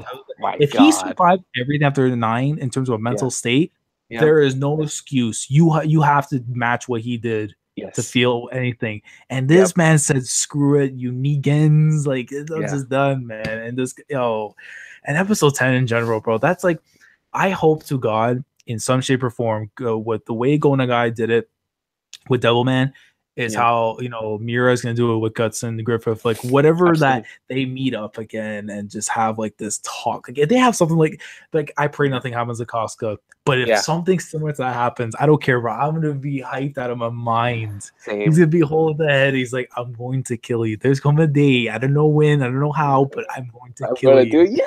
And Griffith's going to be like, then come, cut the koi. Like, yo, can you imagine? Like, bro, can you believe that this was written in the 70s? Like as I was watching, as I was watching Devilman Crybaby, I said, this was at a time where a lot of this stuff was not like this isn't stuff that was normally published back then. This thing was written in late 60s, early 70s, and it was like, it must have been revolutionary, which is why I understand what the heck is that. Which is why I understand that why this thing was so impactful to so many different artists and writers. Man, I'll tell you what. Going through the beginning and just seeing through it, like at first I was like, man, Parasite really took a lot from the series. But as I continued through it, going back to what you were talking about with Akira, one of my favorite things about his character is, just like you said before, I feel like when a lot of these characters go through this transformation into becoming something else, they lose all emotion. For him, it was the opposite, yo. For him, it was the opposite. It's like he tried to empathize and understand more after going through this transformation. And to me, that was so relatable and so GOAT, man. And I think that's why Akira Fudo is such an awesome character, because he didn't become emotionless. He because he went through everything that he was going through, and through these changes, he wanted to empathize and understand more. Exactly. And it was just, it was so nice seeing the growth between the relationship between the two, and seeing, because the entire time Rio was odd to me. He was off. It's just like, it wasn't like, the motive or anything. He's just like, he was just like, to the side. He was brushing it off. He showed hints of what may be going on, but didn't want to show you the whole thing. And it's like the whole opposite to Griffith, where it's like he had one side, something happened that changed it. But this guy's had that mindset since back then. It's like, and it goes to show, like, just in normal, just any human being, you're gonna mask away any dark intentions that you have, so people don't see it to light. And then when the day comes, that thing comes out, it's gonna hit you like a truck, and you're not gonna know exactly what you expected. Like, and that's the thing. I hate Rio, man. I don't want to say the details, but I hate Rio. I hate that man is a villain. He is a true. He would be Vince's top star if he wanted. Like, I honestly didn't hate him, bro. I honestly, and I guess it's also, I didn't hate Griffith either. And I don't, And I don't know why. I don't know why I don't hate these characters. But Rio, by the time that I finished the series, I truly came to like. I was like, yo, this is like wow. Maybe it's because of my love for villains, but I think it goes even further beyond that. After you find out a certain revelation, that's one thing I won't say on this stream of what Rio truly is. I was like, whoa, hold on, man, because it makes you really think, bro. Because it's like the way Golden Guy's trying to say, it's like, wait, does this mean like what we believed in for so long is the complete 180 in the way he's trying to say it? And then it's like, even to this day, there are people who think that same ideology without saying it. But that's bro. This guy was too ahead of his time. I think that way was way too ahead of his time. I had never, even still to this day, I'd never seen I've never seen that type of story told in that way. And it's crazy because I think it came out in the 60s.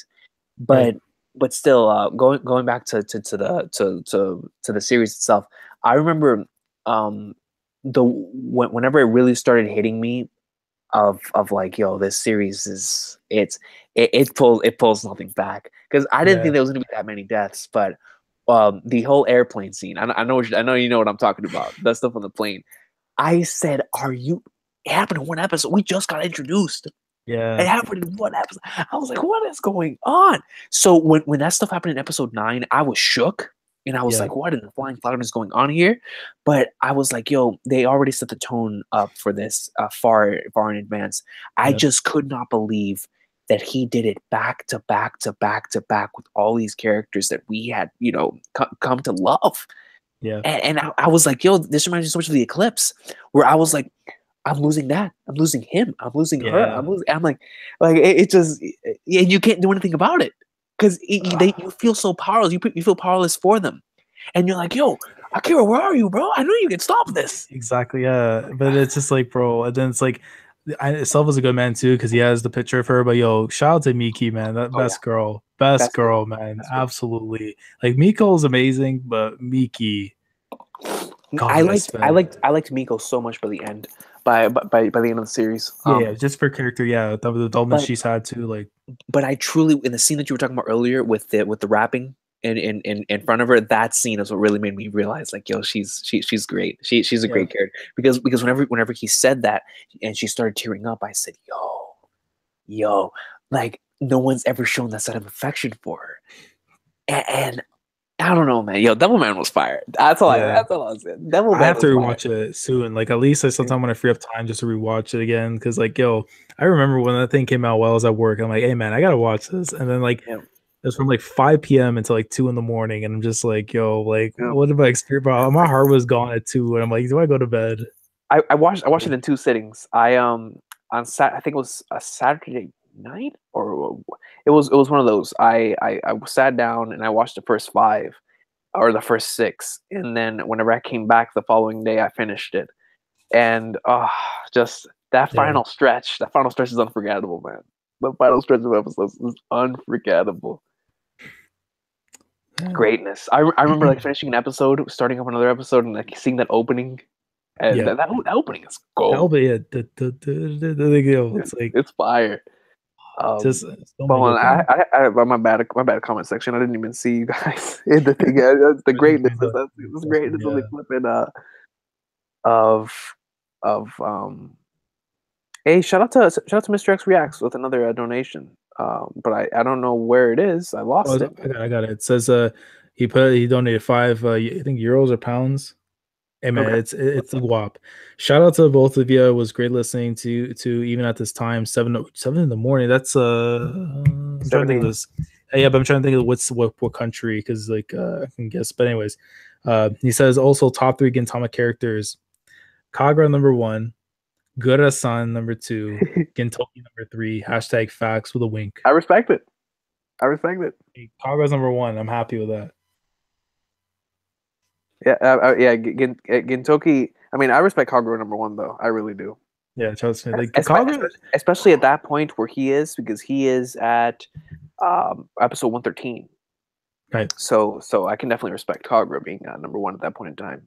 Ninja said, "Imagine if Berserk ends like Devilman." That's what we were talking about last. Like, can you imagine that, man? It's like, I don't know how many days it's gonna take. I don't care how many years, but I'm gonna kill you. And Griffith's just gonna be like, "Cut the koi."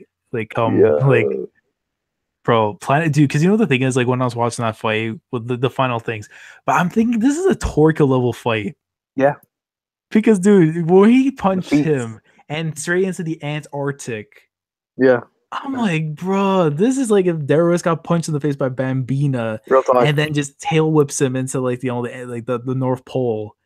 Yeah. Like just like it's nothing. It's just like, oh my god, bro.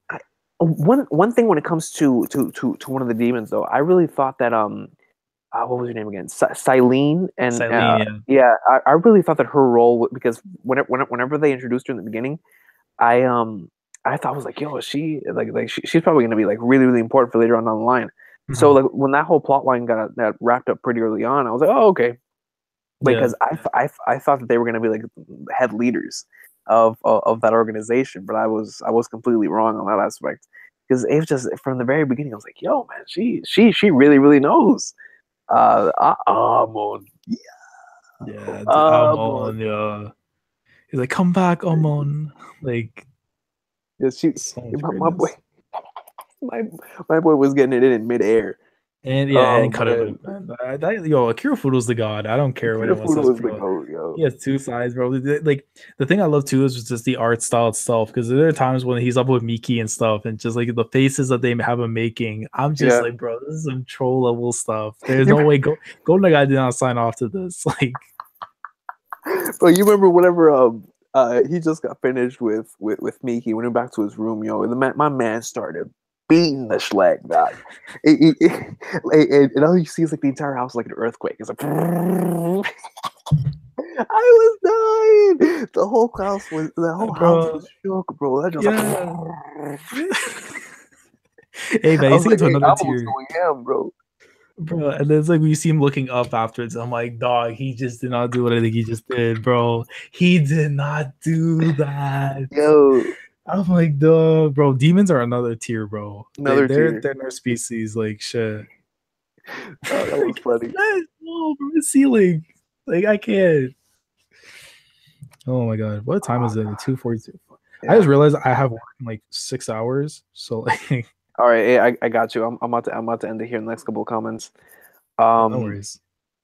Let me see. But yeah, thank you very much for stopping by, lads. I know I told you, yo, you want to stop by. No. You know, I always knows I'll always pull through, you know, whatever it be, discussion, you know, like Hunter x Hunter, anything, you know, just in general, you know, I'll come through Vince Gang, even though, you know, Ghetto Gang, but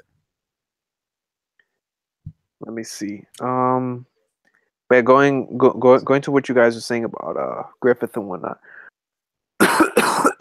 I really don't hate Griffith.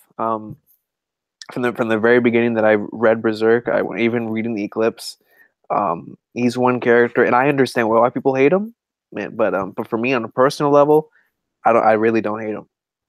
Right? It's something to where I'd probably have to really delve inside and really think about why it is that I don't hate him.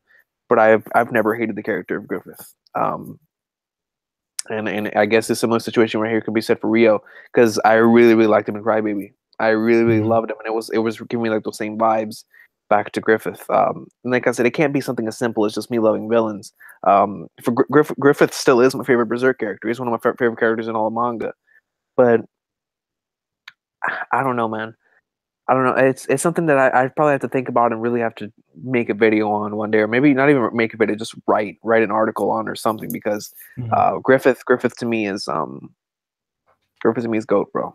But we'll talk about that some other day, man. Let me see. Nakama 1001 says love the passion in this stream, guys. Thank you so much for saying that. It's the number one thing here. It's always passion, yo. Definitely. Black Reaper, man, what's going on? The ending theme of the Tokyo Ghoul reanime will be performed by the Queen Bee. The song will be called Half. Queen Bee has recently made the theme song for Devilman Crybaby. Yo! Okay, so Tokyo Ghoul is what that greatness? It is, man. Hey, even though Studio Clown is taking care of the anime, I have faith that at least the song will be good. And just seeing Shirazu, bro. Absolutely. My boy, pull up, bro. That's gonna be so gold. It's Like, because you know what the thing is, bro, and I know like you buy the volumes too for Re, but bro, whenever I go back and look at one, you know when he pulls up on the motorcycle and they're fighting against that ghoul that's there, and he's just like he has that crazy walk he has in the manga panel, bro. Yeah. I'm like, yo, they need to do it like justice. At least give me that scene where he just pulls up, even if he gets washed. Yeah. Right after, give me that scene where he just pulls up, and that's gonna be the top 3 scene ever. Like he walks like a wrestler. You know, wrestlers walk with like that swag. He walks like what is a perfect example? Like you Razor Ramon. I think with the lean and then just like coming in there. The only he needs just a toothpick. Toothpick. Oh man. Oh my god, dog. Let's see. Shout out to Hassan in the comments, man. Hassan always coming through, man. Yeah, Shout out to Hassan. Shout out to Hassan. I love his profile picture with the goat. Yeah, definitely, bro. Oh my god. Quinn said Devilman already anime of the year. It could be factual. Yeah, I mean, we just need to see what comes out and what what I'm saying too. Like right now, I say it's a contender definitely, but it depends on like the other stuff that's coming out. Like the only thing I can see it touching is like My Hero season 3. For me, Fooly Cooly it's got to be there too. Yeah, like even to certain bits, I wouldn't say it's a contender, but Attack on Titan season 3, the content they're gonna get into, I can't wait for it. Yeah, just because there's so much stuff that I've been wanting to see, like in animated, and especially like how season 2 handle things when they showed off like stuff that's already deep into the manga. They show now. It makes me wonder: are they going to do the same thing with season 3? Because if they do that, there's going to be some hype.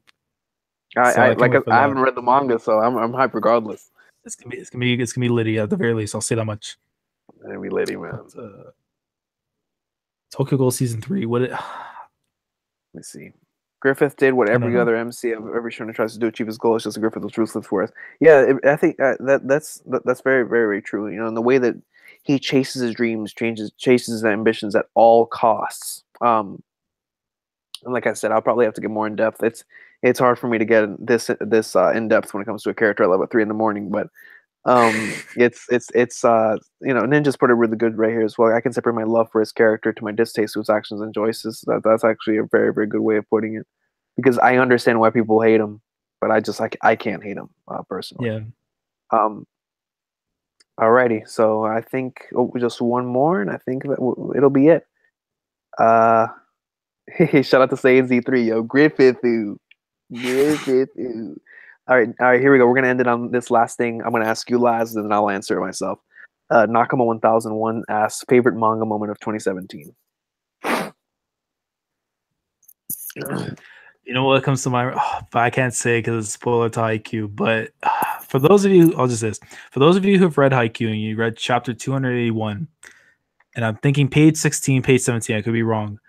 But if you know what moment I'm talking about, that moment itself is all the buildup, all the preparation to a moment I've been waiting for so long, and that's for Hinata to be just him.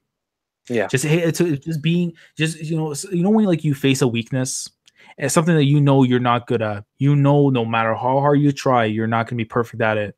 But the second you do something and you're actually decent at it, or you can actually keep a consistency with it, that to me already outweighs being perfect at something.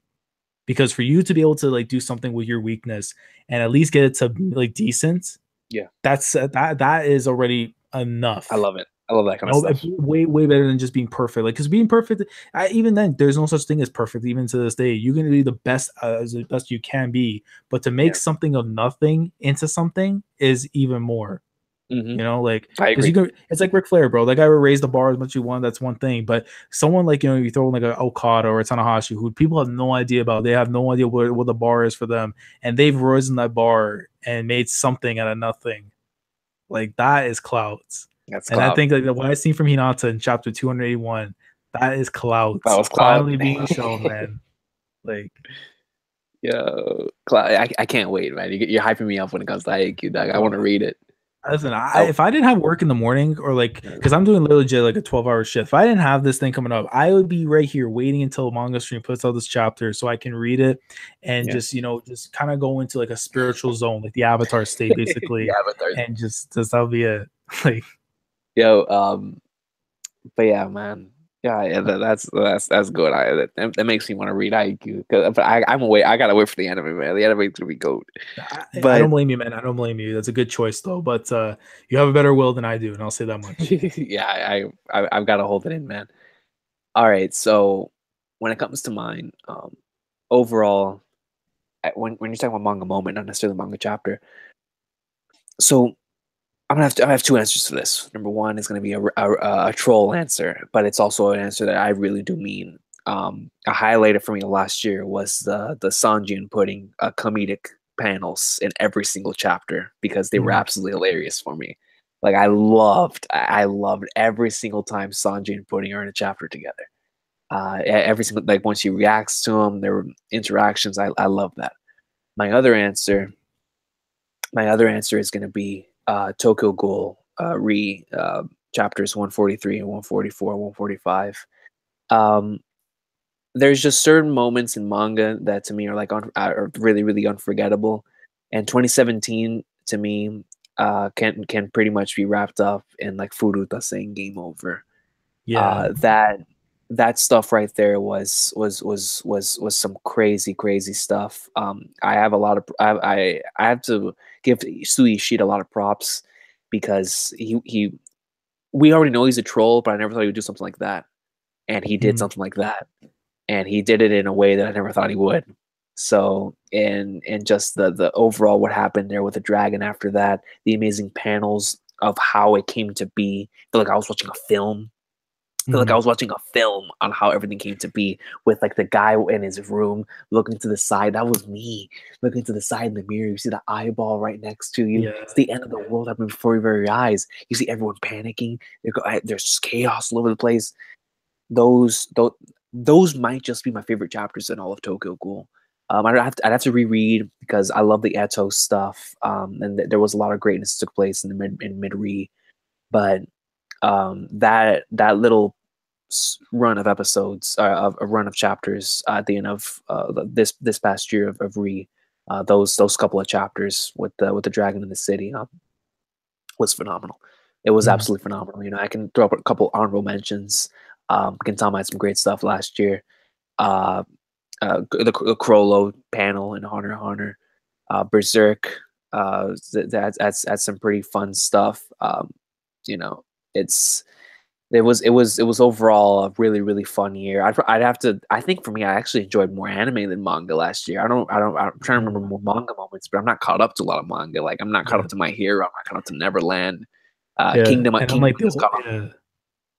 And I'm like the whole other way too. Kingdom has some good moments, but Like me, it's the other way around. It's like more manga than anime for me. Because like yeah, I remember I started off the anime like like Show Rakugo Genjo. Because I know Jess loves that series and yeah. like Welcome to the Ballroom, bro. Like I still need to finish the last like 5 episodes. Yeah.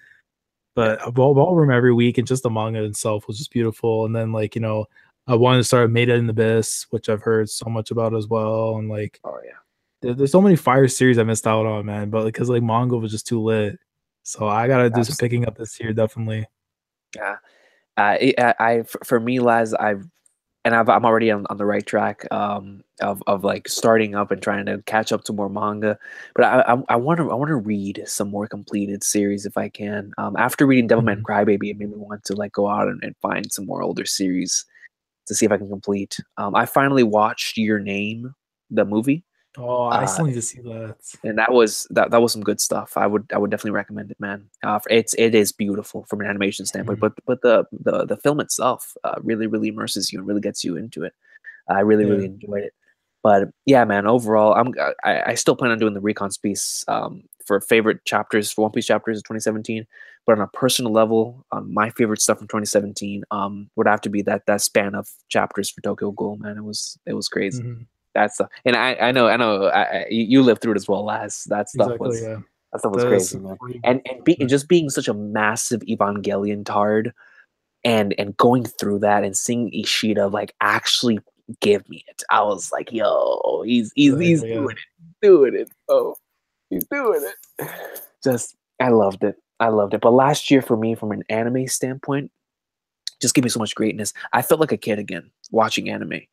Dragon Ball Super with Goku and Yeah. Jiren and Goku and Kefla. The One Piece anime was on fire. With Whole Cake Island, Welcome to the Ballroom was such an amazing thing. Kakegurui was too. Yeah, I forget about killing that. it. It was killing it. My Hero Academia season 2, killing it. Fire. It was just such a fun year. Gintama, man, with the Porori arc and Rakuyo. Yeah, dude, Rakuyo, dude. Rakuyo, yeah. That's what I'm saying. Because it's like, yo, let's say, like, well, what was anime of the year for me in 2017? And then I forget Rakuyo because I said Shoraku Gogenjo was phenomenal for season 2. But when I keep forgetting that Rakuyo happened the same year that Pori Pori came out, I'm like, nah, I'll probably go Gintama has to, bro. Like, there's no question. I don't care if it's like season 9 with the question mark. I don't care, bro. Gintama is the season end with a question mark. It's season of the year. Like, I don't care. Anime of the year, like, God. But yeah, man. Yo, Laz, bro, thanks a lot for stopping. Yo, everybody in the comments, thanks a lot for stopping by. I know it's late, and I know I decided to stream late, but it's just like the stream though. Like the stream for Recon, and I saw Big Dog's comments. He said before he ends the stream, but you have to be the host either in 2018 or 2019. You have to be the host for the Reverie. The Reverie. Hey, shout out to Big Dog, yo. Shout out to Big Dog. Big Dog's always looking at positivity. Hey man, as Monkey D. Dragon's right hand commander, it only makes sense. Yo, listen, I'm Jing, man. You know what I'm saying, guys. I'm Jing Freaks. I walk around. I'm a vagabond. I walk upon certain places. You guys know in the Reverie streams, you remember when Jing walked up to the meeting with the Zodiacs? That was me in the Reverie stream. I walked up in there. I talked, I left. They're probably gonna call me up in a little bit. I'll come back and I'm gonna leave again. It's just the way I am, man. I'm a vagabond like Boy Jing. But I will say this: if I'm ever asked to host Reverie, I'm gonna make sure to get my boys in there. I'm gonna make sure to get the squad in there, and I'm gonna make sure to have it in the same way that it's been as of late. With a combination of bigger and smaller YouTubers, just have a really really fun time. But I really want to get a couple of my squad in there that's been with me for the ride. If I were to ever host one of those things, I don't think my computer can handle it. Maybe whenever I get a better computer. Yeah. But yeah, man, we'll see. You never know. I'll never say never. Definitely. Never say never. Made in the Abyss. Made in the Abyss was greatness. I forgot about the greatest thing. Quentin brought up Gintama 649. Yo, I was crying like a baby. Because that was one of the first. Because I remember I did a triple. That's when I started doing the Gintama manga, and that was the last chapter I think I read in that triple. And I'm just like, bro, I can't believe for that guy. Yeah, I'm shedding a tear for that guy. The guy that's talking about crap right now in the enemy. That guy, like a baby, bro. Damn, crying like a baby. Man. But anyways, guys, have an awesome day. This was a shoot, brother. Part 1 with Laz and myself. Next time, and it's a shoot, brother. That's probably gonna be the name of this new chill sessions. But guys, tomorrow, cheap plug. Tomorrow night, 10 o'clock on Laz's channel. If you're a wrestling fan, we're gonna be talking about a lot of professional wrestling. It's gonna be a wrestling draft with the squad. We're all gonna be there. It's gonna be a lot of fun. So definitely come check us out. Late night stream once again, 10 o'clock p.m. Eastern time, 10 o'clock to 10:30 p.m. Eastern time. It's gonna be a lot of fun. If you want to talk about wrestling with us, we're gonna be back at it tomorrow on Laz's channel. But that's gonna be it for us for us tonight, guys. Have an awesome day. Hunter comes back next week, so my next stream, if it's not the Recon's Piece episode 19, my next stream will more than likely end up being the Hunter is Back stream, talking about that chapter. So next time I see you guys, hopefully it'll be for a catch-up or a Gintama double. Probably the Gintama double. If Gintama comes out tomorrow, probably Gintama double. So I will see y'all next time for a reaction, and then sometime next week for either Recon's Piece episode 19 or something along those lines. But I want to thank you all so much for still being supportive of the channel, even though I'm very inconsistent. And thank you very much for 5,000 subscribers. I know I just hit that. 5,000 man commander out here. It feels good, bro. Yo, you're right now going to the Western Salvation with clout. That's right. Hey, like this Recon real quick. If you haven't subscribed to him already, you want to join the 5K commander status. Do that right now. Do that right now. Like you're watching the stream, do that right now. Even Quentin with the camel spider, do that right now. But Quinn owes me a couple games in Splatoon, and in ARMS. In Mario Kart, man. Yo, shout out to Quinn, man. Let's just say this before I go off the air. Shout out to Quinn, man, because my boy Quentin, throughout the entire Kingdom journey, always made sure that I was reading from the right site and doing the right thing, and always followed it, man. And still to this day, still sends me the link to it. So shout out to Quinn, man. Quinn is awesome. Quinn's a good dude, yo. Definitely, man. But with that being said, I hope all of y'all have a great night, have an awesome day, and I'll see y'all tomorrow on Laz's channel at 10 o'clock to talk about puro wrestling. Puro wrestling. Have an awesome day, guys.